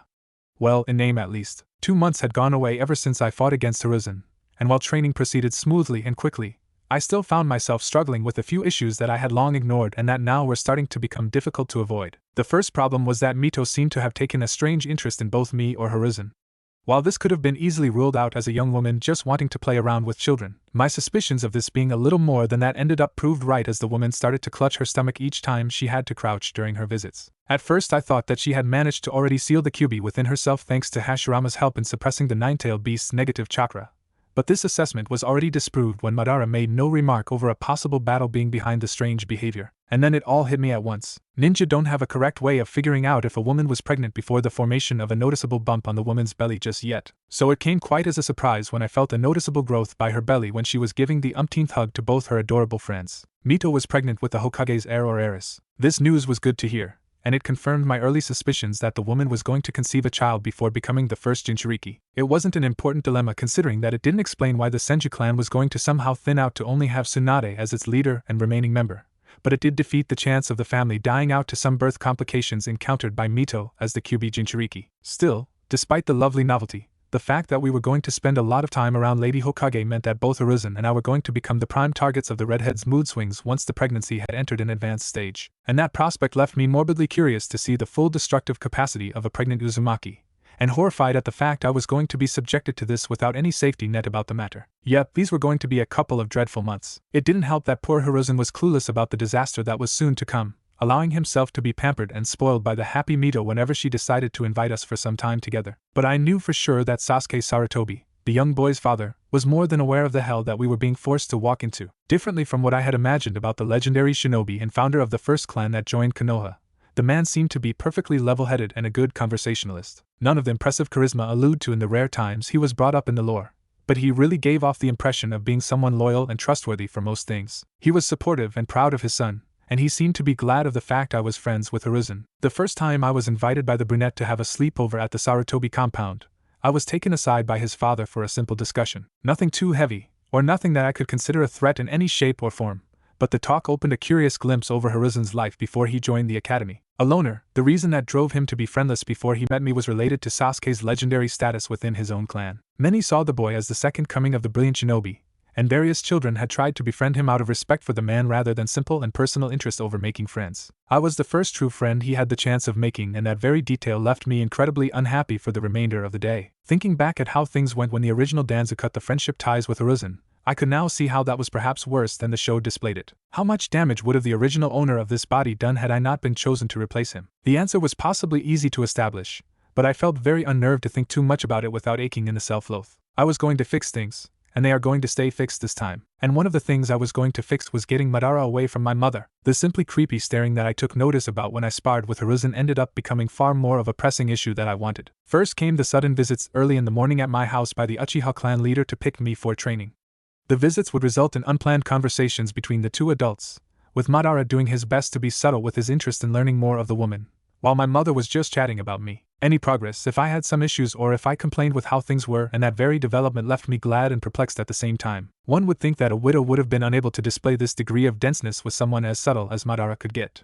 But looking back at the state of mind she had been under because of our current situation as a family, I could see her thinking about this but swiftly dismissing it over some unfounded self-hating. Still, it was good since the man found himself facing a resilient wall that he hadn't planned to deal with just like that. The only bad thing of this instance was that this could easily turn into a positive factor in Madara's eyes, considering how this could all remind him of his rivalry with Hashirama, and the Uchiha clan leader was someone that wouldn't back away at the first hint of a challenge. Not when I existed as a reason to pursue this endeavor. At first I was confused by what had driven him to try this, and I knew that I was mostly at fault about it.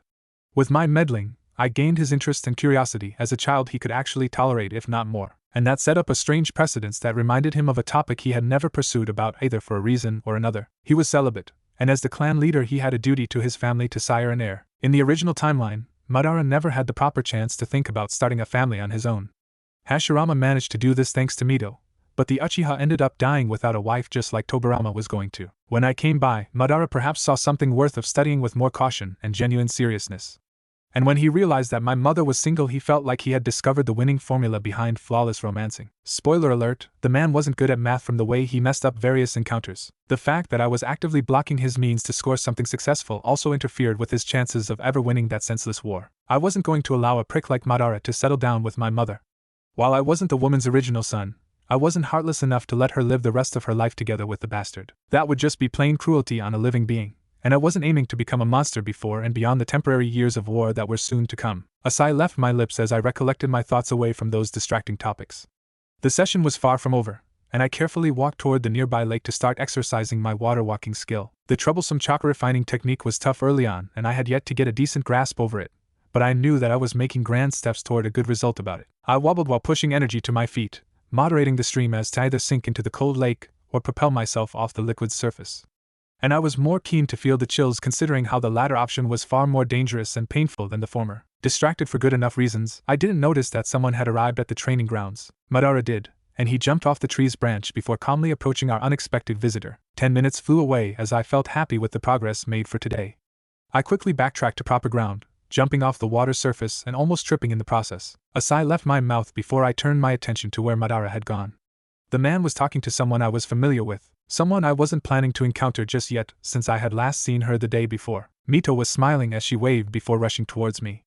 I paused, tension forcing my posture to straighten up as I felt a higher number of chills going down my spine as I felt that something was indeed wrong about this unplanned development. A giggle left the redhead's lips as she lifted me off the ground and twirled around as I was pressed on her chest. "Dakun, I found you." These were the scariest words I could have heard from someone as level-headed and serious as Mito. The surprisingly happier mood I was being subjected to not only left me worried, but I was also unnerved by the fact I was being coddled like this. To be reduced to this behavior pregnancy is sure a frightening thing. "Mitoheim," I tried to greet back. "Did you miss me?"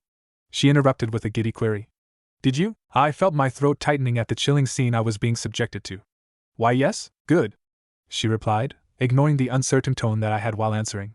"I miss you too. A lot. Like with Hiruzen." "That's good to know, Mitoheim." "Today is a beautiful day, Dakun," the woman interrupted again with an eager hum. "In fact, I wish for you to come with me to my house. Hiruzen is already there." "A sudden visit?"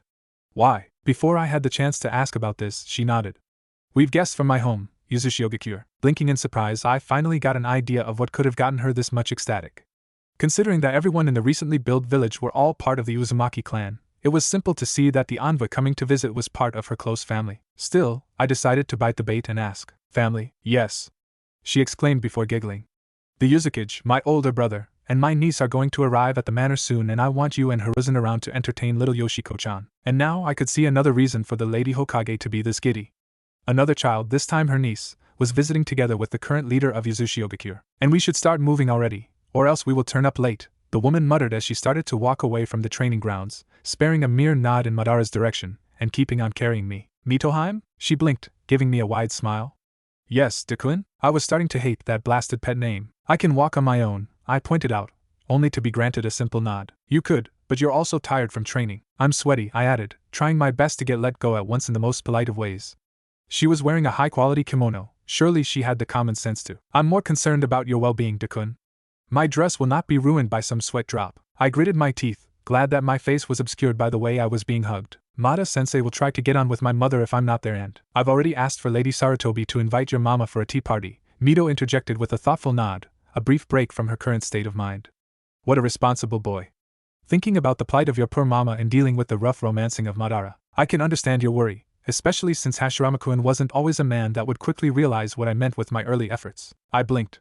"You think that Madara needs time and attention to refine his methods if he is serious about that? While it's fine to meddle while he is so silly with his antics, I wish for you to realize that your mama is an adult that can judge and choose for herself," the redhead brought up. "So trust your mama's judgment, just like you trust your Auntie Mito's decision to invite you to this family gathering." I didn't answer to that, merely nodding as I conceded defeat at that unbreakable defense. With that topic solved, my attention turned elsewhere. Now that I thought about it, this was going to be my first interaction I had with the Uzumaki clan where I had no proper foreknowledge of these people. I was going to delve in some mysterious waters, and this was indeed concerning. Despite this unpleasant feeling, I was having trouble shrugging off the uneasiness off, as I expected this to be a chaotic but overall good family reunion. It's the Uzumaki family. Surely they were going to be all friendly and sympathetic. I was partly wrong with that silly assumption. While it was correct to think of the Uzumaki clan as a family-centered group that were quick to integrate new individuals among their ranks, the little expectation that I had over the envoy was easily subverted when I had the chance of meeting Yoshiko-chan. Hiruzen was as clueless as I was when we were first introduced to the Uzumaki entourage. Ryuji Uzumaki, the Yuzukage, proved to be Naruto's ancestor when the first thing he did was rush up to his sister to give her a tight hug. Mito giggled at the affectionate approach, and Hashirama was legitimately frightened when his brother-in-law saw it fit to give him some not-so-subtle threats about what would have happened if he failed to make sure their princess was taken care properly during her delicate phase. The fact he also added "you better believe it" at the end of his final threat made me realize that I was never going to hear things like "databail," or "databasa," or any other nervousness-induced catchphrase that seemed common in the clan. But while that was a relief since I wasn't planning to get tortured by decades of that stuff, I was also aware that I was going to hear similar sentences to the catchphrases.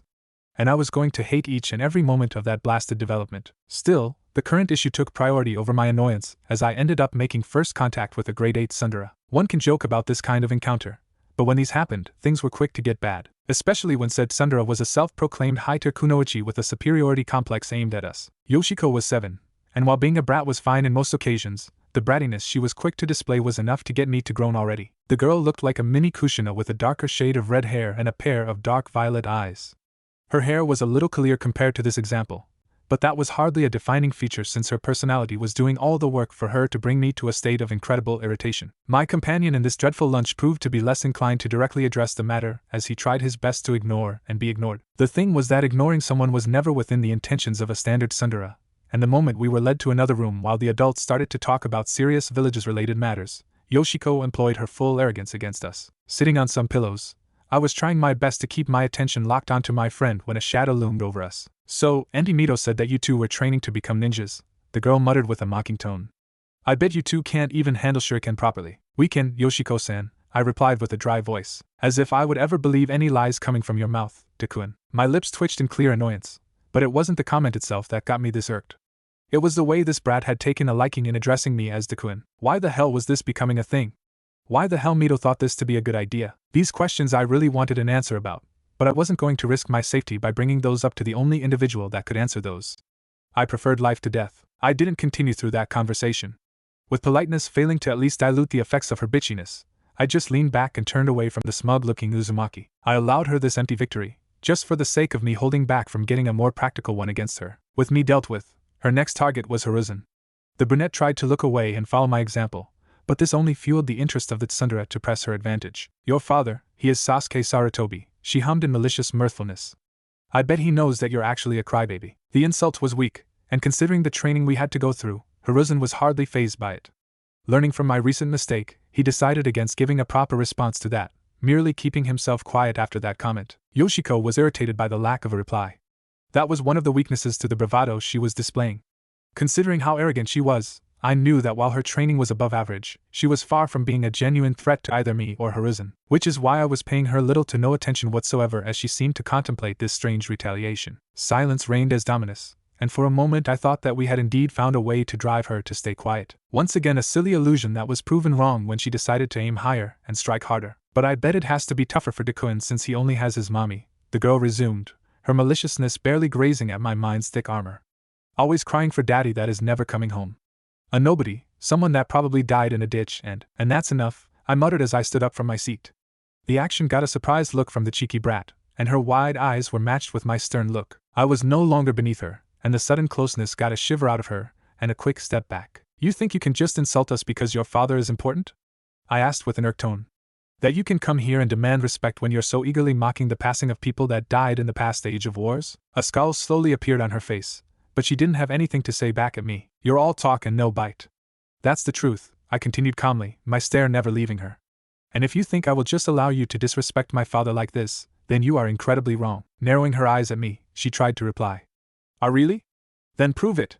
Prove that you're not some crybaby that Auntie Mito took pity upon." To be fair, it was Madara that took pity, but then again why was I the one that needed to prove something? I wasn't the one prancing around talking of being some amazing ninja or stuff like that. I have class, and I definitely wouldn't want my enemies to know how amazing I am. Despite my initial interest in pointing these mistakes out, I decided to follow up the threat with one of my own. "Fine by me.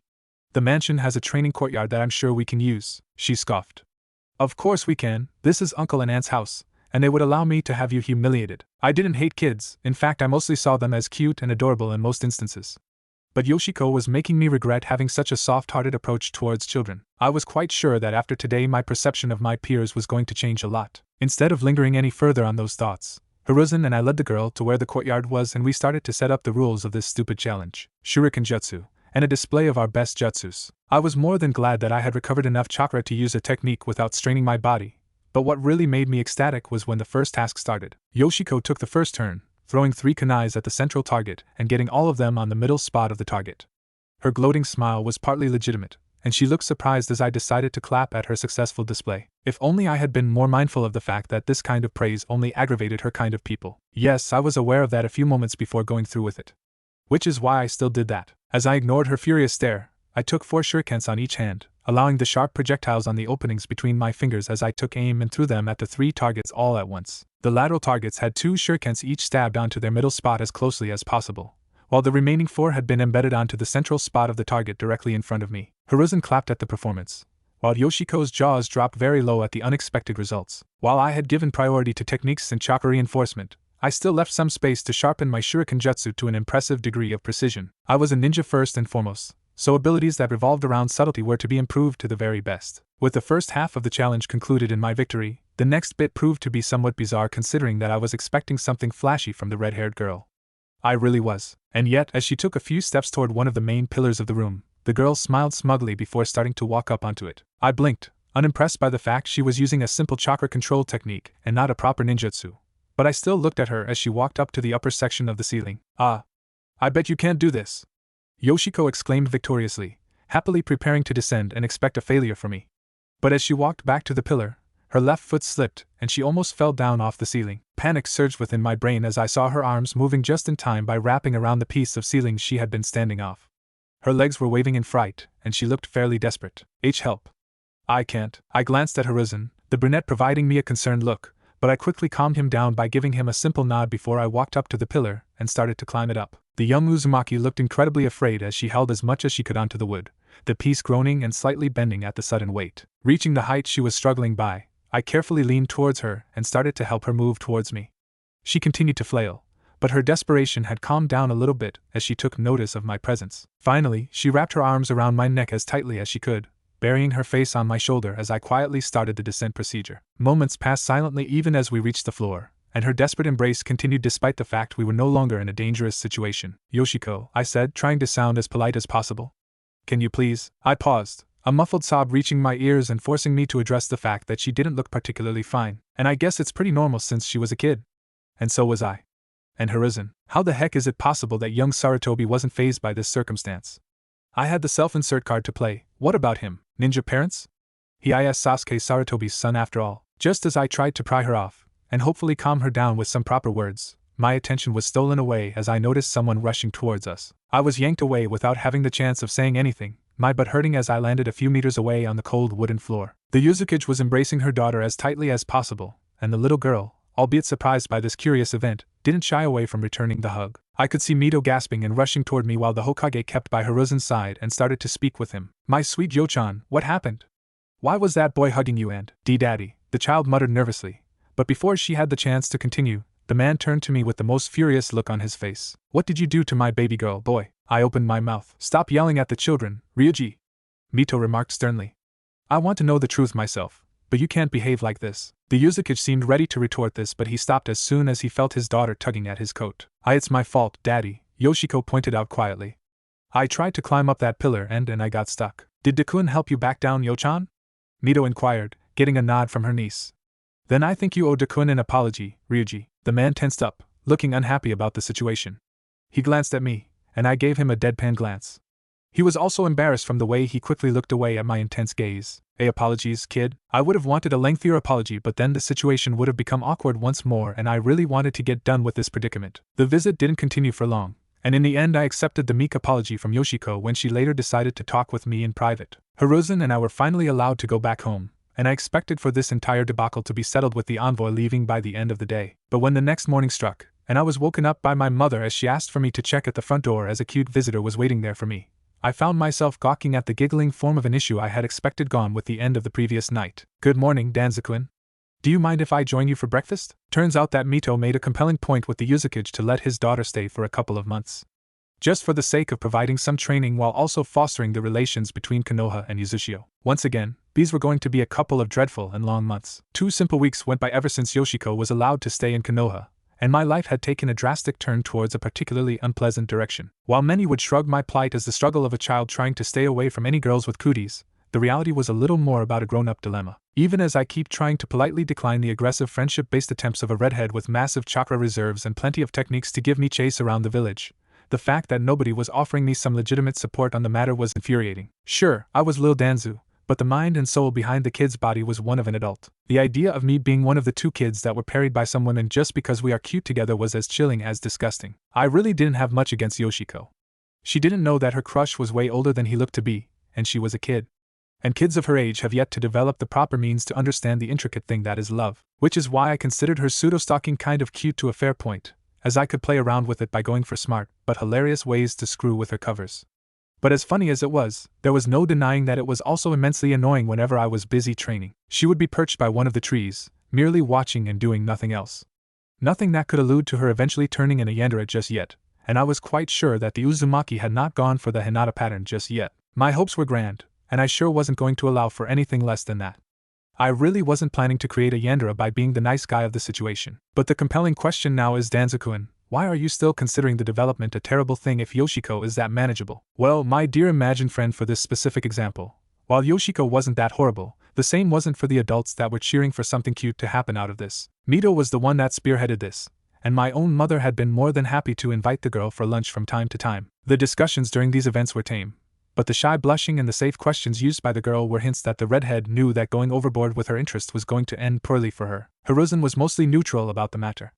The brunette wasn't that much surprised that this happened by his own words, and he quickly explained that his father ended up marrying his mother in a similar manner. My next attempt to gain solace was through Kagami, but he was still ignoring me for the fact I had used him as a training target. Well, it's not my fault that mastering the earth-style technique in my arsenal required a moving enemy to use it on. Just as I had predicted, Yoshiko was also enrolled in the academy, and the first steps of chaos were quick to appear during the first day. The young Uzumaki was by no means a troublemaker, but when she ended up targeted by some girls, Yoshiko showed an efficiency in quickly dealing with the bullies that was unexpected. Lord Hokage was still called to answer about this event, but the situation eventually ended with a minor settlement that slightly favored the girl, as she was recognized as the victim of the attack that used self-defense. And with that mere act, the redhead ended up gathering a following that was awed at the might of the princess from Yuzushiogakure. Nobody knew that Yoshiko was the Yuzugakure's daughter, which made the title fairly amusing to listen to from time to time. And with the girls slowly gaining a degree of presence wherever I was, the only moment I genuinely saw some freedom was when Madara began taking me out of the village for small patrols around the forest. Nothing truly dangerous,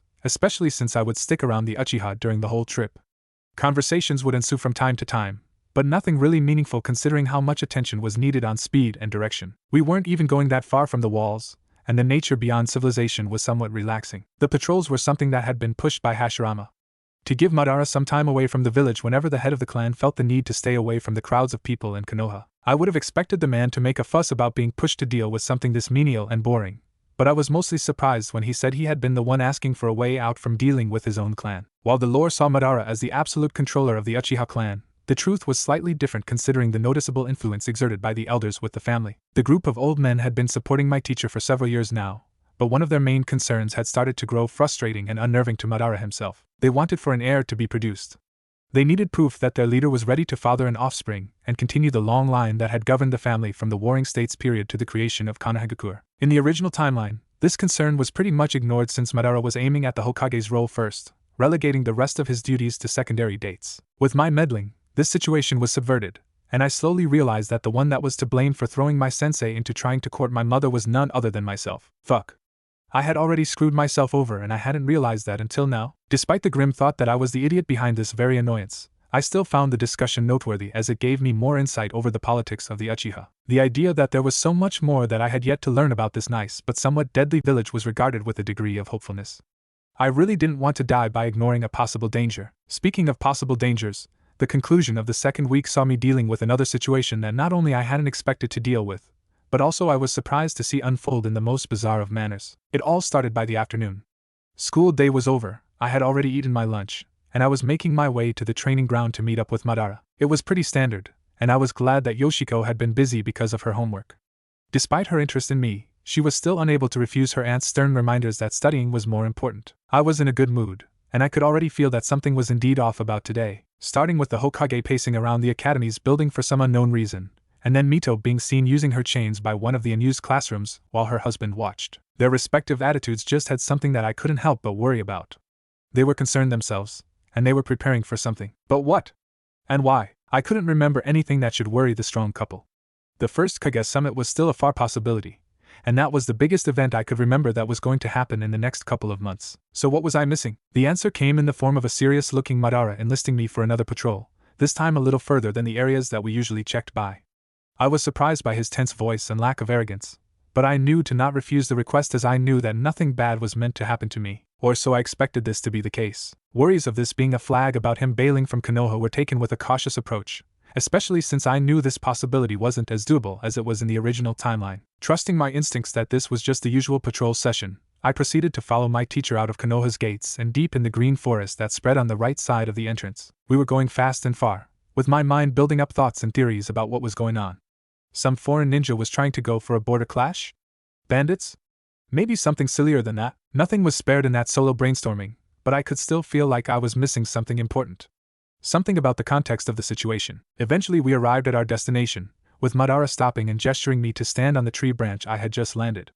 The wood creaked, but it survived my weight as the two of us started to wait. There was silence and quiet, and the chances of this being a convoy of raiders from another village passing by started to grow more concrete within my mind. I was so sure of it, there was no other way possible. But I had forgotten that shock and awe were the major key of grand events.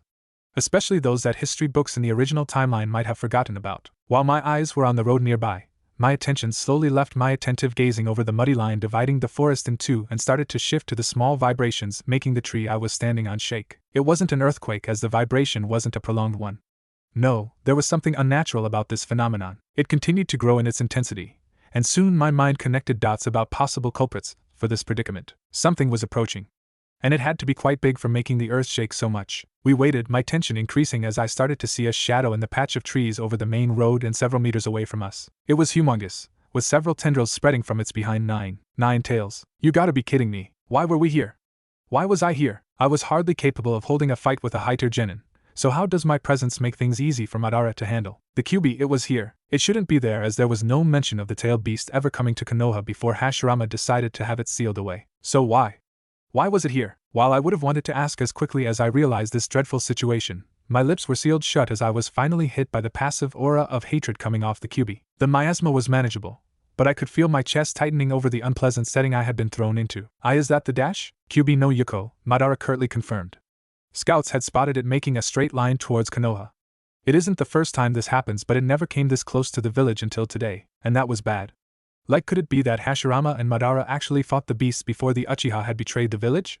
How much of the lore did I need to study before I was certain of every historical aspect of this era? Still, while I was lost in my musing, I started to realize that maybe, just maybe, this was an opportunity to make a dangerous move against any enemy interested in the tailed beasts. Technically speaking, if I tried to stop the QB head-on, I knew that I was going to die a quick death. But if I tried something a little unorthodox and partially dumb, I was sure I could have swayed some interesting chance out of this unusual event. Plus, why wouldn't I want to capture an overgrown Vulpix? Sensei, I don't want to sound foolish. Then don't speak at all. The quick denial got a flinch out of me.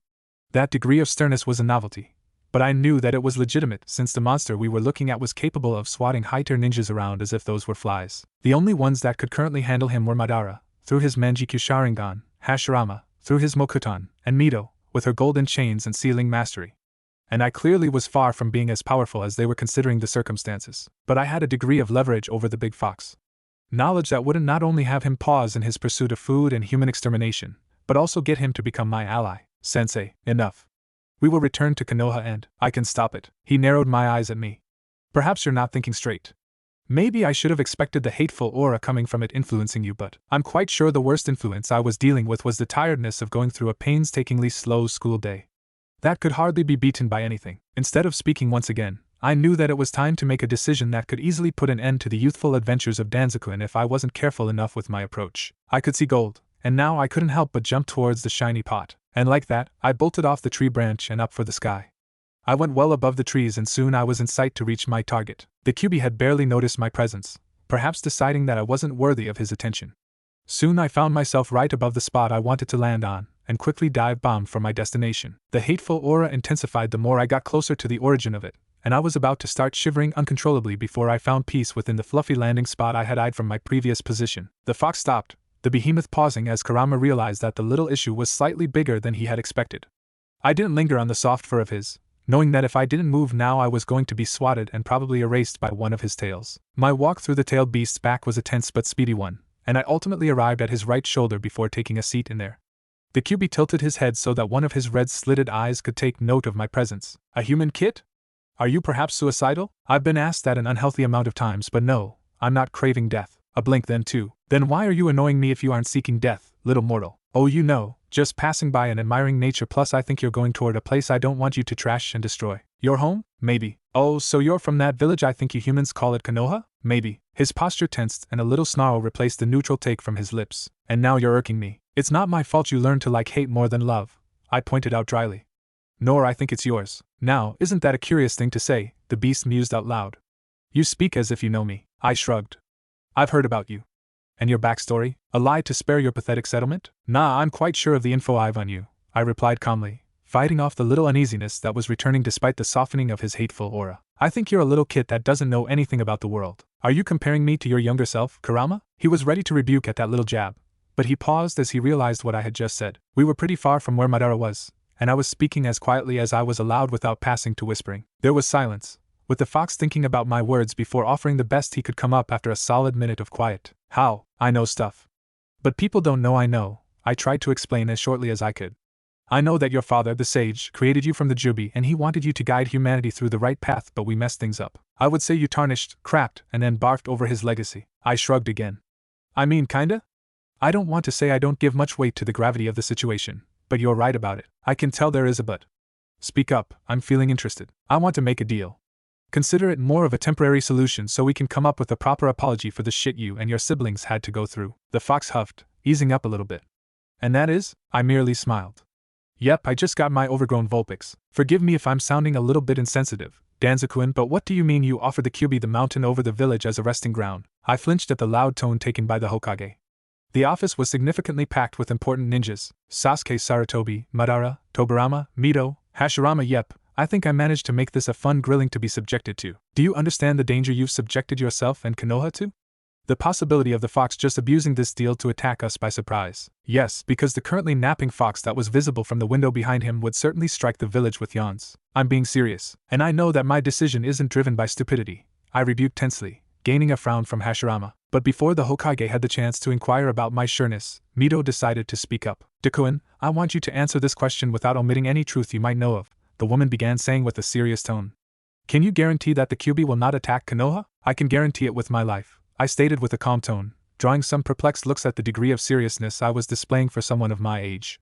I have two details that cement this belief of mine. Hashirama sighed, shaking his head at the maddening situation I had brought to the village. And those are? I know its name and its purpose. The Hokage frowned at the response. And those are? The Kyuubi's name is Kurama. And it was created by, I think the book my dad showed me said something about a sage. The sage of the six paths, Hashirama offered, and I nodded in full realization. Why yeah. This sage created the tailed beast to guide humanity through the right path, to lead everyone towards peace. And yet the Kyuubi is known for being a creature born from hatred, Tobirama opposed with a confused tone. Why would the sage create a being of that composition and nature? Maybe because Kurama isn't made by hatred? Hiruzen's father proposed, and this got a curious look from the Hokage's brother, surprised that the head of the Sarutobi clan was contemplating my words. You mean that the accounts about its attacks were false? Not truly, the brunette answered. I think that while the attacks were indeed true, the reason that drove the Kyuubi to strike at humans weren't born from instinct. He was attacked first, Mito muttered quietly. And it wouldn't be the first time we see fear and misunderstanding driving attacks and wars against us. Differently from the canon's time when the people started to regard the Kyuubi in a more positive light, it was easier now to do so by comparing its existence to what had been the time period that had just come to an end. People were still weary about it, and many could still remember that most of these conflicts were driven by stupid reasons that hardly materialized by the end of each war. I gave them what they needed to hear, and now it was up to them to make their own mind about the situation. Despite my knowledge, I wasn't going to screw my cover for the sake of protecting this decision.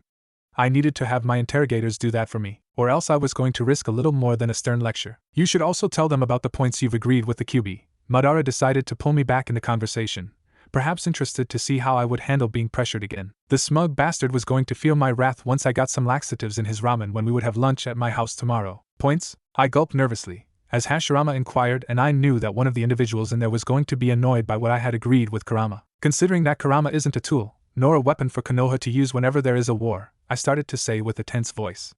We've agreed that he will only defend the village, and not attack targets outside Konoha's proximity. Tobirama tensed up at this. You mean that he will not? He isn't a toy for anyone to use, I pressed nervously. And yet it would favor the village immensely, Madara rebuked calmly. Still, I can see that convincing the fox would be too difficult, especially since it would be like imposing our will upon him. Tobirama sighed tiredly. And that would mean losing the advantage altogether.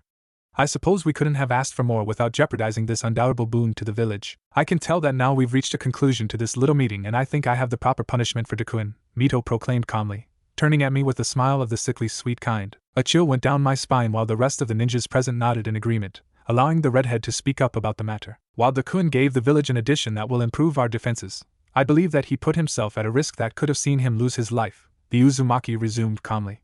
Which is why I think the best way to help him understand the error of his way is by having him spend the 3 full weeks as an assistant to aid me during my activities. He will start his shift once he is done with lunch and his homework, and he will be done by the time of dinner. At first I didn't see anything bad with that punishment, but then I realized that I was going to be forced to stay even closer to Yoshiko than I planned. What about? I can invite your mama whenever she is free and you need her. I don't want you to miss her after all, Dakun. And cue the babying from the pregnant woman. God damn it. Also, the redhead added happily, I would like to make a suggestion about Madara's own punishment. The Uchiha frowned. My what? Weren't you close enough to prevent Dakun from going for that act? Yes, but then I think you will do well by replacing Tobarama for 3 weeks and aiding Hashirama-kun with the paperwork. The Hokage paled a little bit, while his younger brother took the news with a frown. And what am I supposed to do about it? Don't you have projects beyond your work here with your brother? The Uzumaki inquired calmly. Yes, then you have the answers to that question already. Despite my attempt to limit the damage I was meant to take at that brash decision, I could tell that the hand life had just given to me wasn't one to chuckle at. I could already imagine the kind of games Mito was going to push both Yoshiko and I to do during my time at the Hokage's mansion, and I sure was going to regret my stay there as one of the few win-loss situations I would end up facing in my long and hopefully uncrippled life. I somehow managed to survive the little punishment that the Lady Hokage had thrown me into. At this point, I was sure that a deity was indeed keeping watch over me as my worst fears were squashed by a degree of somewhat pleasant changes. Yoshiko, despite the fact I was forcefully confined in the same house as hers for almost a full month, decided to shift most of her interest to the new addition of the village. She asked everything I knew, and I gave her the version that both Mito and Hashirama wanted me to relay every time someone asked about it. Madara found the bijou, he somehow stopped the beast from rampaging around, and he secured an ally to the village. Big boost to the Uchiha clan. And the fact my sensei had to spend a lot of time with the Hokage to deal with his punishments, many saw it as a clear hint that both men were once again as close friends could get. It was good and bad. Good because the village didn't hate the Scary Eyes clan that much, and bad because most of the family decided to be pricks about their newfound reputation as grand diplomats. Cue bickering between the two Senju brothers to get something to put an end to any internal issue happening because of this troublesome circumstance. It was eventually agreed upon to establish a police force that would operate against civilian and ninja criminals, but this time, it was not the Uchiha clan to get hold of that seat of might. In fact, the clan that was to control it from the time being was none other than the one led by Sasuke Sarutobi. Surprise, surprise, with the fact that some of the issues were created by morons from the Uchiha clan, it was easy to sway Madara to see Hiruzen's father as a good leader of a peacekeeping group within the village. The Sarutobi clan was particularly friendly to the Uchiha clan, so it wasn't that unpleasant to have this candidate as the proper choice for both powerful men. Paperwork was signed, hands were shaken, and order started to be restored by tackling each case with the appropriate degree of diplomacy or violence. But with that ordeal coming to a quick closure, other issues started to arise the moment I tried to find peace after the punishment was over. The redhead girl that continued to pester me about the overgrown fur ball seemed to have stepped down her intense questioning, deciding that she had drained too much the source of info about that mysterious being. Kurama was seen as a controversial creature. Some praised it as a good being, an omen for prosperity to come to this novel village, while others were just uncertain in how they were supposed to handle the fact that a massive kitsune was now watching over their homes. To be fair, knowing how dangerously powerful the Kyuubi was, I could understand the concern if not expect some more. But that didn't mean I was worried about that ever happening. Despite the minimal contact I had with the fox, the prick seemed to be rather receptive of my presence. Maybe better than most of the people approaching to leave gifts and sacrifices to appease the mighty kitsune. It was an awkward meeting, the one that saw me freeing the crying little girl that had been tied up and left in front of the board bijou. It was even more frustrating having the family behind demented act announced to the police, especially with how superstitious and annoying these idiots turned out to be. Still, the talks that ensued were all worth the irritating waiting. Kurama was keen to listen to my words, and it was all because of that quiet talk I had to give him to properly convince him of my goodwill and genuineness. But the question was clear. How do I convince a gigantic beast that I was being legit without leaving him any chances of retorting? The answer was surprisingly simpler than I expected it to be. I brought up Ashura and Indra. While many knew of the tale of the Sage of the Six Paths, it was difficult to find those that knew of the man's children. Both individuals were legendary in their own way, with Indra being the one that rediscovered the Sharingan and its full potential, while his younger brother was the first Jinchuriki after Hagoromo Otsutsuki, the sage himself, with the former dignified with disdain, and the latter seen as the legacy of the sage's peace-filled dream. Kurama found himself intrigued by the fact their reincarnations were actually cooperating for once by forming the first ninja village ever. Sure, the bijou required proof before accepting this last bit, but when he had the chance of first looking at Hashirama and comparing him to his last friend, he could tell that there was a resemblance, both in mind, body, and spirit. This was the confirmation of his interest in staying in Konoha, and curiosity to know more about my bizarre existence. He listened, he offered advice, but most of all, he enjoyed teasing the ever-living out of me. The moment I spoke to him about my red-haired problem, and how she had been pestering me about Kurama was enough to get the fox to snort and grin at my sorrow. It was pure entertainment, of the kind that just couldn't be denied by someone like him. Dark humor, and with me being the prime target of most of the damage. Maybe it was exaggeration at times, but the sparring was brutal enough with Madara.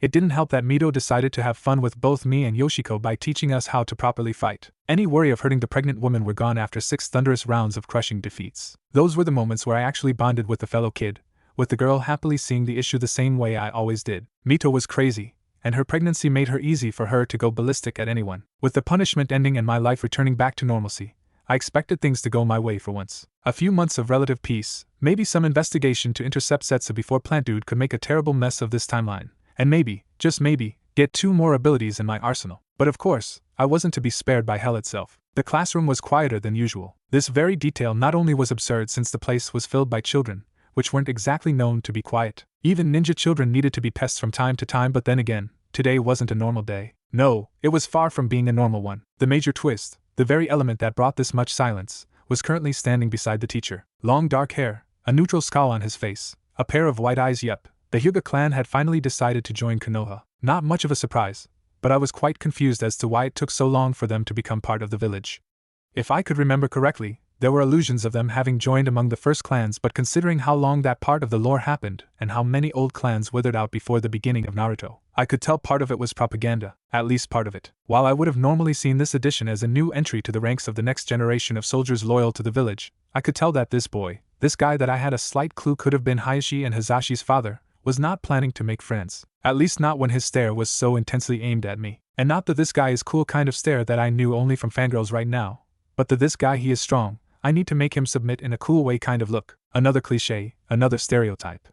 Yep, I could tell that there was something anime in this wacky world for sure. "Please, introduce yourself to the classroom." The boy nodded, his stare still fixed to my frame. "My name is Hyuga Hiratada, heir to the mighty Hyuga clan." Grand introduction. I could have applauded it if I didn't know that would have enabled the prick to escalate this frustrating situation. Yet the mighty Hyuga sure proved to be dim when it came to those he wasn't paying attention to, especially when those easily outnumbered within the classroom. So while I was merely granting him a lazy glance, most of the Uchiha kids were glaring at him with unrestrained anger and quiet promises of rebuttals to his superiority. Oh boy, Hiratada's stay at the academy was sure going to be a sad one if he was hellbent about being a pest to me. I wasn't going to do anything to him until he did something I didn't like farting in my general direction, since that would really vex me immensely. Tuning down the mirthful plotting over what kind of devious pranking the pest was going to aim for, I merely allowed the day to go by without paying much attention to the new kid. He had plenty of worries to deal with, and I thought him incapable of doing something that could really irk me. Not with the attention he got from several other kids. But my blissful thought was soon cracked and shattered when the school day came to an end and I was ready to leave for home. He was there, waiting for me at the entrance door as Hiruzen and I were discussing which element was the strongest. Wind can cut through rocks if well focused, and fire can burn them at the highest of temperatures. The pure irony of our different sides was well known to the two of us, especially with Kagami reminding us how we were bashing the nature of the first techniques we were taught. But to be fair, wind style sounded like a fun element to play with the moment I was finally allowed to bring something related to it from the library. Madara just wasn't happy with my natural disposition, so he vetoed any wind ninjutsu until I could easily make use of a A-rank ability. Kinda BS. But then again, my plans about wind style were nothing short of nightmarish for any of my future opponents. With proper training I would be able to Shinra Tensei pricks left and right without having the need of the Rinnegan. And let's not talk about sniper shots through pressured wind strikes. Okami, why is my sensei this dumb in these circumstances? But while I was well immersed in that simple discussion that I was obviously winning despite the brunette's good points, I heard someone challenging me to a fight. I didn't look at the person saying this, nor I really felt interested in this matter as I was legitimately immersed in that enlightened conversation. So I ignored the silly challenge, and continued on my merry way with Hiruzen by my side and Yoshiko giving chase while quipping her own foolish proclamations of water being stronger than both. Truly, what a silly display. Hours went by rather smoothly. I couldn't remember a time when something massive didn't happen when a new character arrived in my range. It was odd, it was confusing and worrying, and like I had expected, something did indeed happen when I was busy with my homework. Something that left me perplexed at first, and then it left me with a grimace as I fully understood what was going on. Mother came by my room to ask me to follow her back to the lounge. Urgently so. I could feel that she was concerned by someone that was waiting at the entrance of our house. And she had all reason to be so, as I found myself staring at 3 unknown individuals. They were all Hyugas from the fact they had pale eyes. And I knew that those weren't members of the main branch of the family from the headbands covering their foreheads. Shimura Danzoo-san? The central figure, a woman with a voluptuous frame but youthful complex. She was slightly shorter than the 2 adult men by her side. Lord Hayato requests your presence for something of grand importance. Something concerning his son and heir, Hiratada. I frowned at the names, and I stared thoughtfully at the lady. The young woman tensed up, her cheeks growing pink at my staring, but I decided to indulge with that annoying circumstance. For some reason, the little prick wanted something out of me, and he got his daddy to make the call instead of himself. Sighing, I nodded. Does this meeting require me to wear something formal? And not that I know, Shimura-san. I nodded, inwardly taking into account the sudden stutter of the girl. Now that I was staring back at her, her eyes were quick to move away from mine. What is wrong with her? Despite this confusing moment, I still decided to go alone in that lion's den. Many could see it as a stupid move from my part, but then again, who would be so demented to attack an ally without a good enough reason? Someone could, I would soon discover. The walk to reach the Hyuga compound was a short one. The place was relatively close to home, and there was nothing to do but chat to the strangely nervous girl heading the small squad escorting me to our destination, Himiko Hyuga. She was 15. The girl that I had confused for a woman in her mid-20s was actually 15 years old, and why was the family keen to produce women this well-developed and endowed? Was this perhaps connected to Kaguya? What kind of genetic lottery did these pricks win to be bestowed with this goodness? I was so bamboozled by the discovery that I pretty much started to ignore her reactions. She was stuttering, and I could notice a blush or two happen between the answers, but I didn't pay much attention beyond that. My mind was more fascinated by what was waiting for me at the compound, and how the hell was it possible that this teen was that developed? I needed some time alone to ponder about this world's rules of physical development. There was something I was really missing from that mysterious phenomenon, and it wasn't anything I knew about basic biology. With my mind distracted by these thoughts, I was allowed entrance to the main courtyard. The place was similar to how it was portrayed in the manga and anime, as a place of pure peace and harmony that was known to hide a cruel detail that made the clan stand up compared to the rest of ninja families. The birdcage seal was an antique protection system that was created a little before the Warring State. Since the Byakugan was already praised as precious eyes to steal from the Hyuga clan for the unique power they had, a solution to avoid people ganging on the family came to be in the form of this barbaric seal. The binding effect of the curse would prevent the branded Hyuga from betraying the clan, or even be kidnapped and have their eyes stolen from them. The birdcage would render the Byakugans that were recovered from those unusable the same way the hosts could, while also giving the main branch, the elders in particular, the means to trigger death switches to deal with disloyal members of the clan. And many considered Danzoo a prick for coming up with a bootleg version of it that he would only use with root operatives. My mind cleared the moment I was finally given sight of little prick and his father. Hayato Hyuga looked fine. Maybe I was being quick to judge, but there was something peaceful in his posture that just left me perplexed at how calm he was about the matter. I knew that this meeting wasn't meant to be a friendly one, especially not when the clan leader's son looked as smug as he could be of having me there for some mysterious reason. Shimura Danzoo, the man addressed with a solemn tone. From what I can tell from your confused look, you're unaware of what reason drove this meeting to be. Am I correct? I nodded. Yes, Hyuga-sama. He looked fascinated, sparing a brief glance to his heir before staring back at me and the person beside me. Himiko. You may take a seat with us. The young woman nodded, and only now I realized that it was just her in the room with me as the two other guards had left for other tasks. Yes, father. Father? She quietly left my side and slowly went to take the other seat beside the clan leader. So she was Hiratada's older sister? It was kind of saddening to realize that she had to have spent the first 10 years of her life in pure happiness, as she was the only child to Hayato, and then she was forced to take the seal when her brother was born. Kind of unfair, just like the others that were stuck in her same predicament. I really should press for those few ninjutsu lessons Mito had mentioned a while ago. Even if it means dealing with Yoshiko for that long. Shimura-san, you've been summoned to be inquired about 2 possible slights you may have dealt to my son, Hiratada. The man spoke again, sounding formal but also slightly annoyed. And it has come to my attention that both were committed willingly to dishonor the Hyuga clan. Slights, Hyuga-sama? My son was targeted by various members of the Uchiha clan, members that he says were ordered by you to have him harmed, he started to explain with a tenser tone. Then you refused to accept his challenge to end the hostilities between you and him. I frowned at the instances, trying to remember what happened mere hours ago. There was no chance that he might have mistaken anything I did as me ordering him bullied. I wasn't that petty, or else I wouldn't have been that good with instructors to begin with, since the teachers were always keeping an eye out for any dumb bully in their classrooms, and I wasn't one of them. Then I tried to think about that following slight, the one of me not accepting a challenge, and I could barely remember anyone saying something about it. But I had been focused on something way too important to ignore. A conversation that I had to pay utmost interest and vehemence to defend my points and value. Hyuga-sama, if I may inquire, what proof does your heir have to confirm these grave accusations? Hayato looked surprised. Truly a well-educated conversationalist, Shimura-san. But the answer is limited to just my son's word, which was a lot in his opinion since it was his son's word against mine. By all accounts, the father had all reason to trust Hiratada, and distrust me for being an unknown element. Yet he seemed willing to listen to my side of the story, to try and find the truth instead of tearing me apart with baseless accusations. Could it be that there was a degree of doubt regarding his son's words? Did this happen before and he was now cautious how to handle this? I suppose my word will matter little, which is why I'm glad I can count on Tanaka-sensei's own recounting if there is a need for it. Hiratada looked confused for a moment, failing to remember who was Tanaka. And, are you referring to your sensei that introduced my son to the classroom? I nodded. Yes. You see, Hyuga-sama, the reason why your son was attacked was actually a mistake he had inadvertently committed by introducing himself rather strongly. The man frowned. How so? Citing Hiratada-san, he said, my name is Hyuga Hiratada, heir to the mighty Hyuga clan.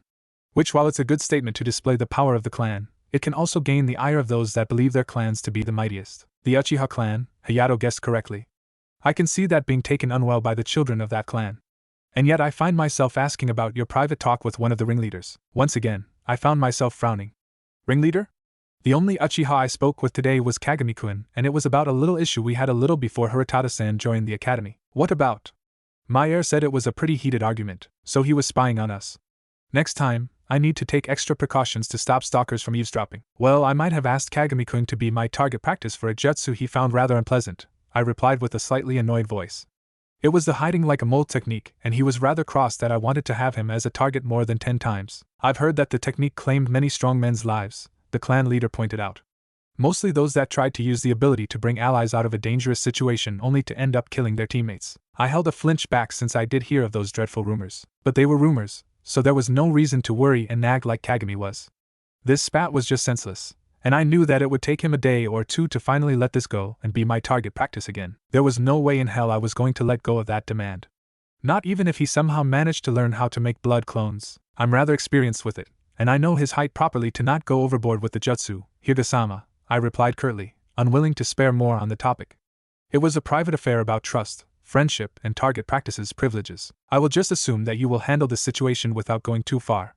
Still, while this explanation does conform to what I've heard myself from Tanaka-sensei, the response made his son tense up in shock, just now realizing that Hayato did check with the teacher before calling up this meeting. I believe you've yet to express your defense over the second offense. My stare turned down to the ground. The only thing I recall coming close to this was while I was busy in a heated conversation with Hiruzen-kun and Yoshiko-chan, I remarked politely. We were embroiled in a silly conflict of which natural affinity was better. And what is your opinion on that? Wind can make so many amazing things. Indeed, I mean, natural affinity isn't something the clan cares much about, the clan leader quickly corrected, looking awkward just for a brief moment as his son looked at him in temporary shock at that unneeded tangent. Still, I suppose that you didn't ignore Hiratada on purpose. Rather, you were requested such an important question in a moment where you were distracted. I nodded. That would be the case. Then I don't see any ground to challenge you for any of the accusations my son has reported, the man ultimately announced, ignoring the younger Hyuga's shocked and humiliated expression. And I think I've taken a lot of your precious time by having this farce go on for so long. Hayato turned to his daughter. Himiko, please escort Shimura-san back home. I wouldn't want him to skip his homework. The young woman nodded, tensing up as my attention was once more to her as she stood up and started to make my way towards me. Her face grew pinker once more, but instead of managing through what was causing her this much embarrassment, something unique and mostly dreadful happened before my eyes. If not for this very scene, I would have left Himiko as the shy girl with no general problems I should have worried about except the voluptuous frame she got despite her young age. But then, as she was mere meters away from me, she had to trip. She leaned and fell forward. Her quickened pace made the soft tackle reach for me as I found myself pushed on the ground without notice and my face pressed down by something soft. Pillow, my naive mind initially thought, as I was really craving for a nap once I was done with my homework. But then the context struck me and I felt the horror of the scene finally siphoned inside my brain. Yeep! Himiko, she became the harbinger of what some animes just couldn't exist without. Especially if said anime was Naruto, and I was a young boy. And while that sudden tackle was ruled out as an accident by the clan leader, I knew better than leaving it as just that. And with good reasons. I knew that this was a sign. The beginning of something that I needed to be afraid of as soon as the illusion of innocence from my young age would eventually fade away the moment I would grow up. For maturity was going to give a reason for this new issue to react violently the moment this antic is left untouched or unchanged. Why is that Hyuga that mad at you? While Sarutobi was a little more cautious with his confusion regarding the newfound issue I was going to handle for years to come, Kagami had decided to already flaunt his friendship by outright asking about this situation. And the boy didn't seem to mind that the lazy tone he used to address the matter only fueled Hiratada's glare aimed at me. Truly impressive how it was so easy for my newfound training dummy had decided to extend his privileges around me. People lesser than me would have found this attitude worthy of scorn and annoyance, but I was more than fine to concede him this much. After all, I wasn't in the mood to have a redo of what had happened in the last few weeks. I really didn't want to sign another friendship peace treaty with Kagami that would see me offer the boy a weekly allowance in the form of 2 licorices. I scratched my chin, missing my short beard since it would give me extra satisfaction to the scratching. I believe he might hate me, I flatly confessed, keeping my attention aimed at the teacher as both the Uchiha and I were still giving a higher priority to today's lesson. No need to get to lose any of the lectures about the grand education of Konoha's first period of existence. Okay, I guess I'm going a little too far with the acting. While it was true that some history and math were still there, it was nothing that I wasn't already aware of. Maybe there was a sage of the 6 paths that created chakra. Maybe there was a pantheon of gods that were mostly formed by Japanese deities. Maybe if Tom had 7 antiques and Harry destroyed 3 of those in a fit of righteous justice, then there would be 4 troublesome soul anchors to deal with. I could go through an endless list of things that rendered this school system obsolete for someone like me. I didn't blame this society.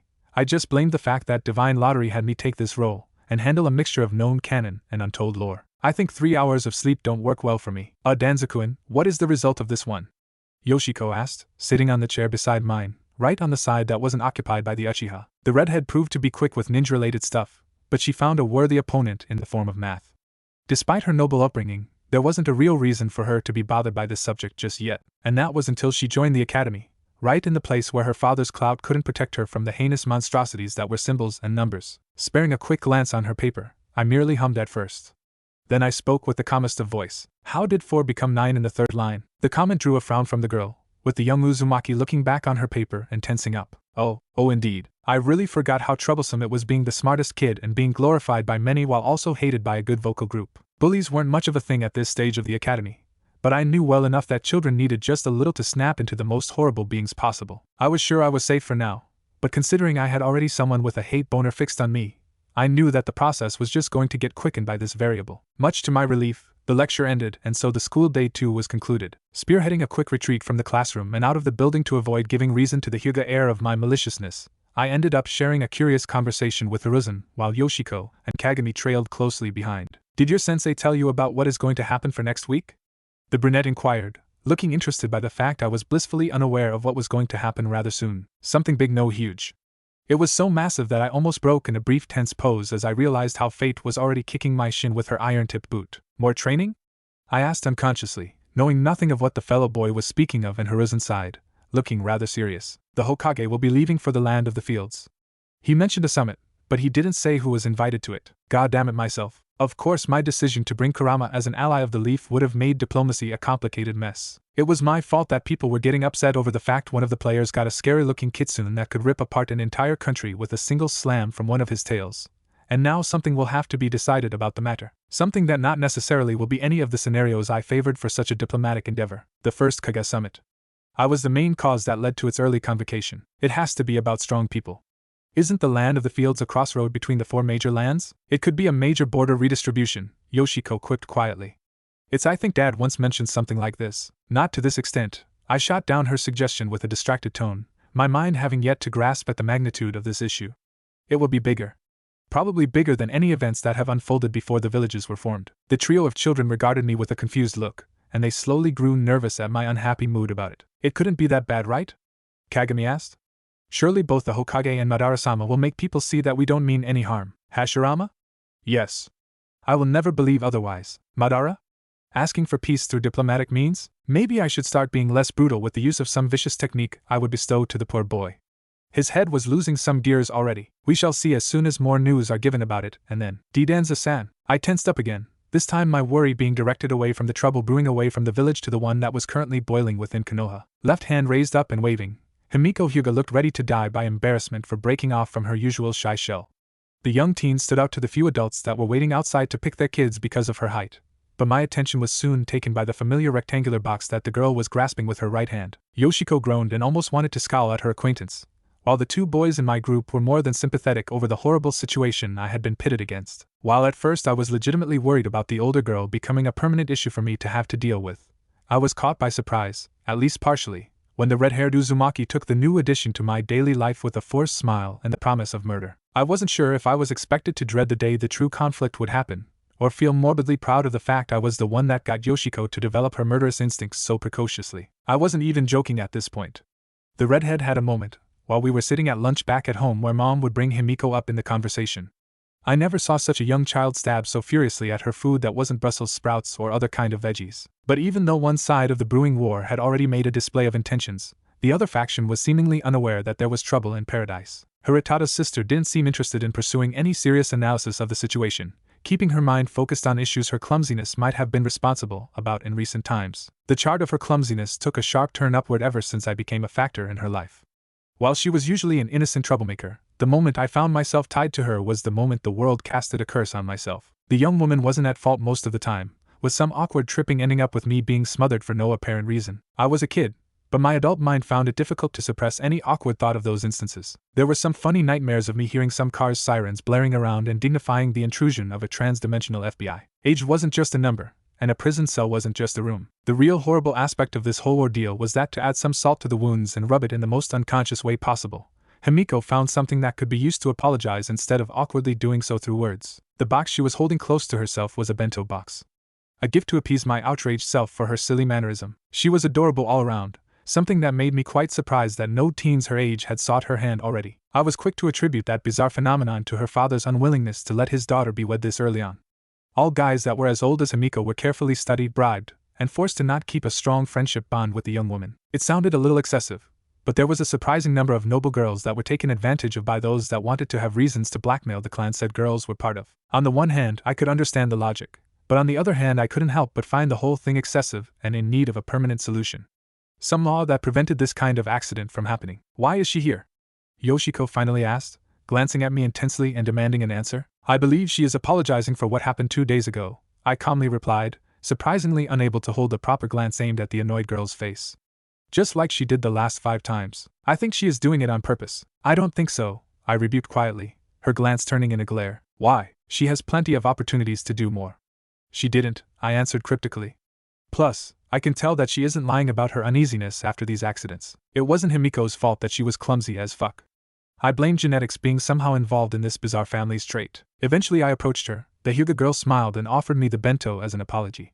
I accepted it, but I politely declined spending some private time at the park so that she could apologize through her stuttering ways. While I would have normally accepted it, the truth was that I now had another reason to be at home for today. At first I was only concerned by the fact that Madara had decided to spend lunch at my house, but now I wanted to know some more about the Kage Summit. There was no way in hell that I was going to allow this matter to remain untouched. And there was no way about everything that I was going to leave my sensei to clumsily romance my poor dense mother.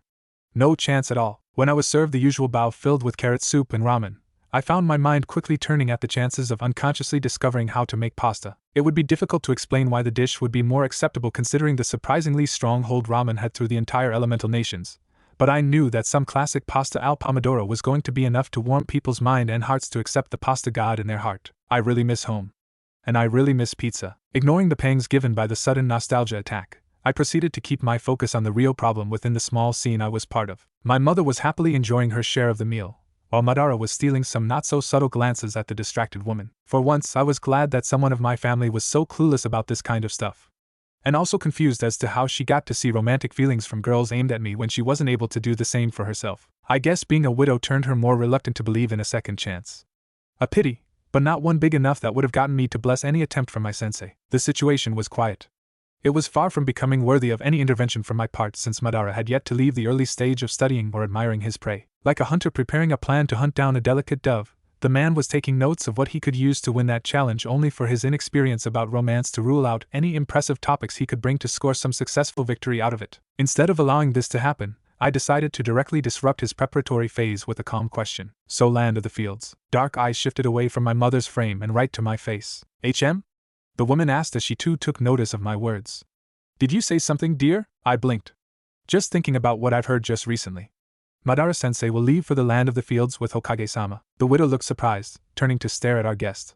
Is that so, Madara-san? Just a flinch. That was how complicated for the Uchiha clan leader was to keep this secret without compromising his chances with a good candidate for Mrs. Uchiha. I continued to keep my poker face as I enjoyed my ramen, knowing that any attempt to show smugness was going to disrupt my chances of getting some straight answers out of it. Indeed, the man blankly muttered. It's some serious business that shouldn't concern people within the village, especially young students. Ah, that's funny. Like I'm dying by the fat laughs that are forcibly leaving my throat. I suppose nobody should care if 5 ninjas play a game of chess once in a while, I calmly rebuffed, getting Madara to narrow his eyes at me for being a cheeky brat with that remark.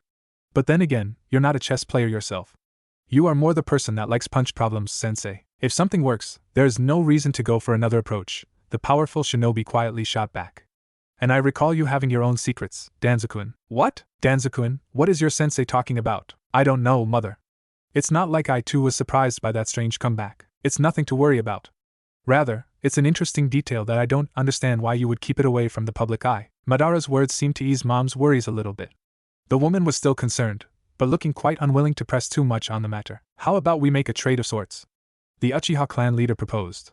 You show me the result of your little endeavor with Sarutobi, and I will offer some insight on the event. In a normal circumstance, I would have been annoyed by such a demand.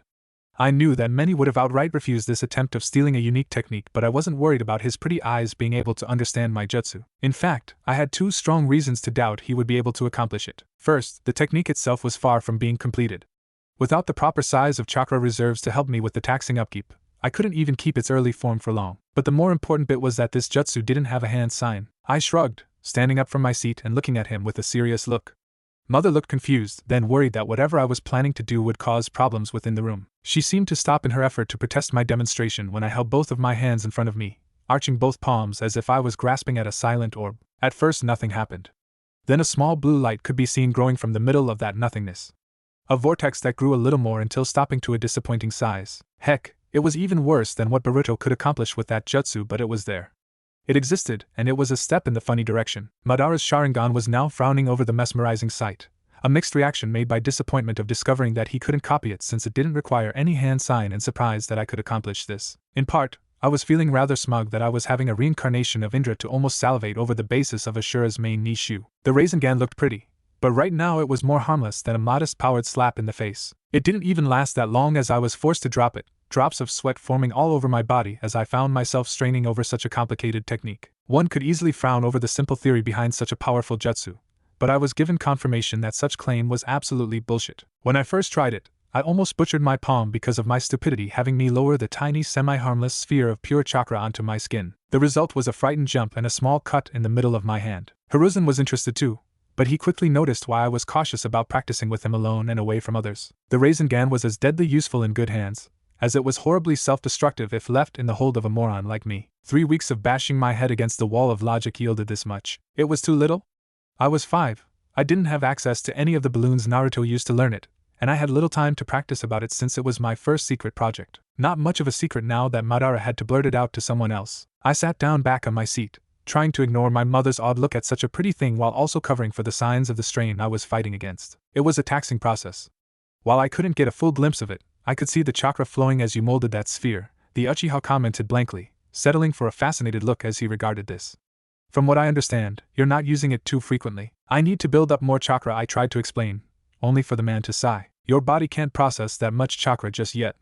Don't overexert yourself because you want to rush to that kind of power, says the one that literally rushed for the cheatsy Rinnegan strat. And I guess I should go through my promise, Madara continued with a solemn tone. You may ask me 3 questions. I nodded, giving out a thoughtful look before asking the first question. What is the general topic of the meeting? He sighed. Hashirama mentioned that the other Kages want to preserve peace after the deal we formed with the Kyuubi. Of course, it means that they will either demand their own tailed beasts delivered in silver plates, or to have draining concessions imposed to the village to balance our newest advantage. I guess Hokage-sama has a plan to counter both circumstances, right? I quickly inquired about it. He will not bow to any concessions, but he seemed rather tempted by the first possibility, which would mean a return to something of a canon event. It wouldn't be the same since Hashirama could force the villages to accept only defensive pacts with their tailed beasts, at least preventing for a while the creation of the concept that was the Jinchuriki. I doubted some greedy bastard wouldn't jump at the opportunity to get raw ultimate power by sacrificing some malleable individual to attain this kind of might. Nodding, I decided to ponder a little more about the question I was supposed to ask next. There was just a lot that could be asked, and just a single chance to do so without failing to bring up the most important of queries. But as I was lost in that little brainstorming, Madara decided to be a prick and try to get this minor advantage I had over him foiled with a simple trick. Aren't you going to ask me if I will accept diplomacy over violence at this event? The ninja asked quietly, almost baiting me to speak up about this. Or maybe if I will accept any unfair treaty? I sighed, knowing that speaking up wrongly about this matter was just going to annoy me at best. Knowing Madara, there were just a couple of words that would disrupt this very attempt. While he was slowly growing to understand how I handled this kind of opportunity, he was far from having a serious control over my mostly insane mind. I believe you will not mess things too much, I admitted with a nod. But I have a real question that I wanted to ask you. He blinked, looking interested by the careful diversion. But I knew that he couldn't just reach the mysterious subject I wanted to address with that inquiry. If you're leaving for the land of the fields, who is going to train me in your absence? The man spoke quietly, his eyes lowering to the table as his mind quickly caught up with what I had just asked. You don't know. You didn't think about it, sensei. I wasn't asking, but it was easy to see the clueless and despaired look that was now riddling Madara's usually stoic face. Once again, I managed to mess the man's mind a little bit. Not in the negative way, or at least not in the way that shoved him towards Setsu. In fact, I knew that this banter would only tie him closer to the village, since he wouldn't just be Madara, head of the Uchiha clan and co-founder of Konohagakure no Sato, but he would also be remembered as the teacher of the maddest shinobi Konoha could have ever produced. A young boy with bits of adult-like personality clashing with dumb and childish moments. Not a flattery description for myself, but I knew people weren't going to laugh at it the moment I reached S rank in the bingo book. Writing kanji isn't as easy as I had envisioned it when I tinkered about the idea. Sure, this very sentence is quite confusing considering that kanji makes up for most of the alphabet here, and being unable to write it was a sign that something was indeed wrong with me. The thing was that I wasn't exactly unable to write it. In fact, I was more than capable of writing it with the whole brain understands things I did not know about until now predicament. The real issue was trying to make the kanji as proper as it should be. One of the many things that remained from my old life was that I liked to play alternative when it came to writing. It was something that got me scolded back at school for a while, from elementary up to the end of high school, but that I didn't have much control over it because of how much accustomed I was with my own style. It wasn't unruliness speaking, but rather a sense of detaching myself from the common. A streak of rebelliousness that was diluted in a sea of unwillingness to follow a standard I found mostly unfit for what I could do with a pen and a piece of paper. So when I realized that Mito-sama was going to be the new teacher for both me and Hiruzen, I knew I had to expect Fuinjutsu to be an essential bit of that part of education. Not in the terms of height or ceiling techniques, but rather the standard that was known by many younglings back in Yuzushiogakure. And I didn't mind, I really didn't. If I wasn't even able to properly make the simplest of ceiling arrays, then I wasn't exactly in a position to demand 4 cooler bits to add to my arsenal. Knowing how complex Fuinjutsu was, I really wasn't making plans of risking exploding for the sake of getting better really fast. So, instead of allowing myself to spend the time I had before going to visit Mito without doing anything, I started to do something I had tried when I was a little kid in my previous life that I had given up after months of frustrating failures. I started to force myself into accepting the proper calligraphy. While the idea sounded incredibly dumb, and quite painful to apply, the truth was mellower and doable. I needed to sharpen my hands into getting down the way kanjis were meant to be drawn, and that meant I would have to flawlessly copy kanjis from textbooks into empty papers, small, numerous, and with each step adding corrections to my previous mistakes. The process wasn't meant to be solved overnight, but I went through 4 of the more complicated kanjis I couldn't write down in the correct manner. It was grueling work, but one that saw me actually happy with how far I went with just a couple of hours to start doing something while I was free from the homework. When the time came for me to leave home to visit the Hokage Manor for the first lesson with Mito, I felt ready to tackle whatever kind of early lecture we were going to receive this early in our journey through the madness that was the art of sealing. And boy, was I proven wrong about the concept of maturity I had about the redhead. The moment Hashirama wasn't around and only kids were there to keep her company, the woman saw it fit to throw away much of the standards of teaching people the basis and skip to something a little more advanced. Mito-sama, auntie is fine, Dekun. Auntie dearest, I reiterated, even more uneasy with my tone. I don't believe we have enough chakra to go through these seals. I mean, I could have understood if it had been some higher version of the storage seal, but she wanted us to write down the proper combination to create a working sound silencing seal. While the name sounded cool, the real issue with this specific kind of seal was that it had a range of action that required multiple of those to affect even a small room and a lot of energy to keep working for long amounts of time. That's correct. Which is why I believe it's best you test your affinity with seals with something you can't use even if you wanted, the woman said with a brief giggle. Even by putting all the chakra you have, I don't think you two might be able to achieve much with what you're preparing right now. And I wasn't exactly going to tell her she was wrong with that reasoning. I could actually understand the logic, and, albeit a little blunt, and kind of annoying since I would have wanted to dive in with the storage seal first, I knew better than pushing for that so extensively. And then we can go through the basis? She nodded happily. Yep. And I hope you're ready for the gruesome little step that is the storage seals. I frowned at her empty joy as she mentioned that specific topic. Maybe she found it too easy and thus wasn't looking forward to it. Was this why she was actually having us go for something that difficult this early on? I was the one thinking these questions, while Hiruzen was putting a decent effort in being incredibly polite, and being easily flustered by the motherly teasing coming from Mito. Her pregnancy sure was making her more emotional than she had been before, and I wasn't sure I should have picked this situation as a boon or something far worse than the usual. The fact we were handling seals in this very instance, and with Hashirama not being there, meant that the woman had free rein with how she dealt with us. The only saving grace in those dark times was, much to my surprise, Yoshiko. The girl that would normally be a tentative friend, and a slow-building problem for me to face when we were both going to be older, was sympathetic to our plight. I was quite certain that, from the way she was being quick to help us, the young redhead had some extra experience with this kind of issue compared to us, enough to drive her to actually soften up the blow that was trying to get the good combinations of kanjis within the seal to have it properly work. And once the first one was done after a number of attempts which saw my mind filled with foul words of various caliber, The next 3 were the ones that drove the insanity even out on my exterior. Hiruzen was spared by the full madness, as he took his sweet time to get through the first half of his first paper, and thus not going through the sheer folly I had to endure before being able to get the second and third one done. Either I die writing this, or I'm going to become a saint of sorts once I'm done with this troublesome assignment. By the time I was beginning the 4th paper, the brunette had taken his leave to the bathroom, and thus leaving me to deal with a bored Mito and a fascinated Yoshiko as the young girl took hold of the first and third seal to study them closely. The girl had taken a seat near to me, quietly looking at what I was writing and how I was doing it. I could tell she was expecting me to fail at some point, so that she could try to get some cookie points by trying to give me some assistance on the matter. Funny thing was that I wasn't planning to fail, at least not so much to get immensely frustrated by it. Sadly enough for me, this still didn't deter the young redhead from speaking up about those I was already done with, leading to a couple of sudden interest from the occupants in the room. "Auntie, did you see these?" she asked, passing the papers to the woman as the older Uzumaki started to quietly study the current state of my progress. While she was quick to appear surprised at my hard work, a degree of perplexity resounded on her face as she studied the flawless seals. "Dakun, didn't I mention that it would have been best for you two to not go beyond 2 of the 4 papers?" Mito inquired rhetorically, but I saw it fit to answer it since I could feel a storm brewing if I hadn't. "I might recall something of that kind, Auntie," I muttered distractedly. "Could either be that or make twice the required papers." A snort left her lips as the red-haired woman took the sarcastic response in a mirthful way. "I believe you should stop now. Writing so many seals and going through countless attempts at once can be quite draining and I'm done," I interrupted with a relieved sigh as I delivered the last blasted paper to the redheads. The 2 Uzumakis frowned and shared a quick concerned look between each other before staring back at me. "I wasn't joking, Dakun. Fuinjutsu isn't something that you should rush to learn, and I believe you're already going through some mental stress as of now. Maybe I had a little headache. It wasn't anything too concerning to be actually scared of.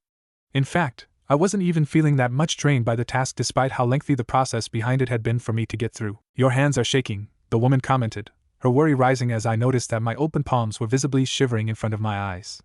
I tried to close those and try and get them to stop doing this unpleasant thing, but it didn't work. "I believe you should take a pause, Danzoo-kun," Yoshiko spoke up, her eyes fixing on my hands for a little while, and making me rather uncomfortable at the thought that I was having this much of a problem right now. I had been training with Madara for more than just a month now. This was nothing compared to the draining exercises I would usually need to go through to improve myself, and yet this very activity had left me in such a poor state. The sudden rise of pain from the headache, slowly becoming a migraine, didn't help my nerves in keeping up with my usual posture. "I'm fine," I lamented curtly but tensely. "I can do more." "I don't believe you can," Mito rebuffed quietly. "In fact, I think you would do better if someone saw you escorted back to your home and given the rest of the day for you to find some sleep." I scoffed, my right hand reaching for my forehead and further intensifying the worry that I was receiving from the 2 Uzumaki. I wanted to say that I was doing well and that they were exaggerating my current conditions. But as soon as I saw my sight starting to grow less focused and more distorted, I knew that this was a big fat lie. One that eventually crumbled onto me when I felt my sensitivity falter and my tiny body collapse on the ground.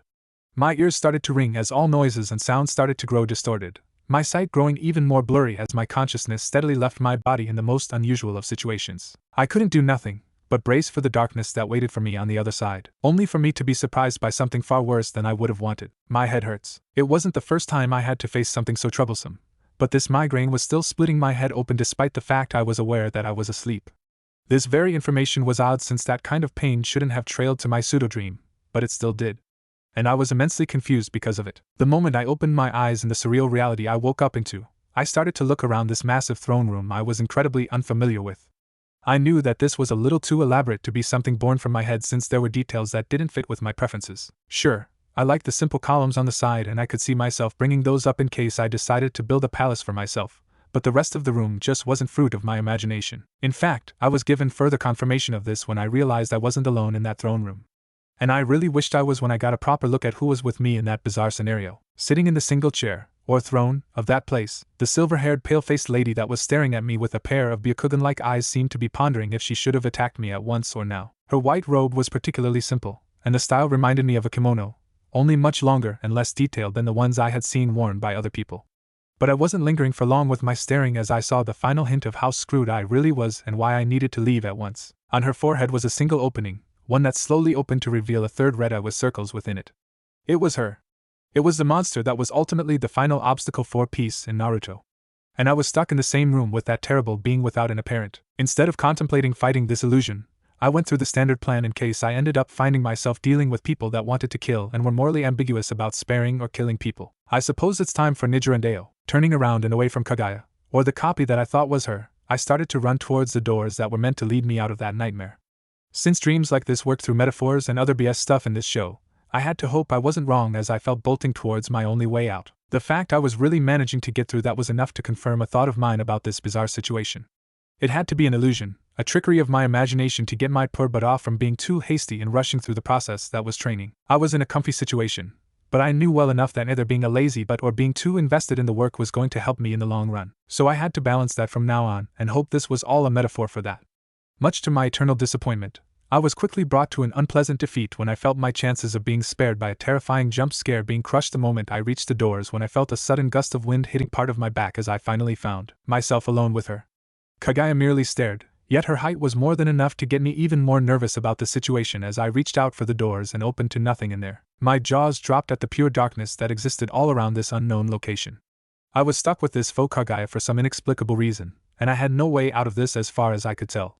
Turning to address the woman, I tried to make sense of the predicament, and think how to handle this unpleasant circumstance. This had to be fake.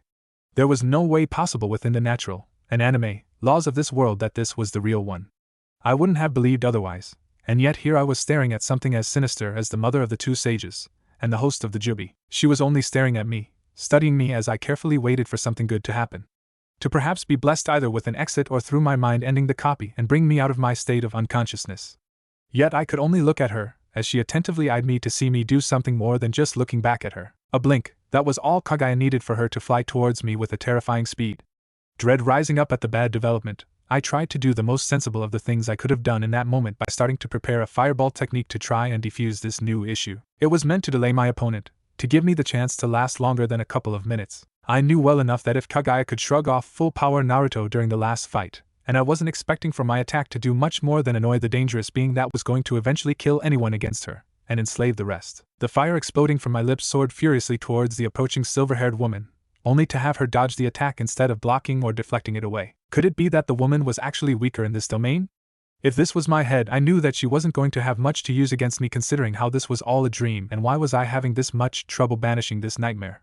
Why I felt this being far more real than I was painting it to be. There was no way this was something more than an illusion, especially with how she had yet to advance and kill me at once. As if she could read my mind, Kagaya resumed her assault without saying a single word.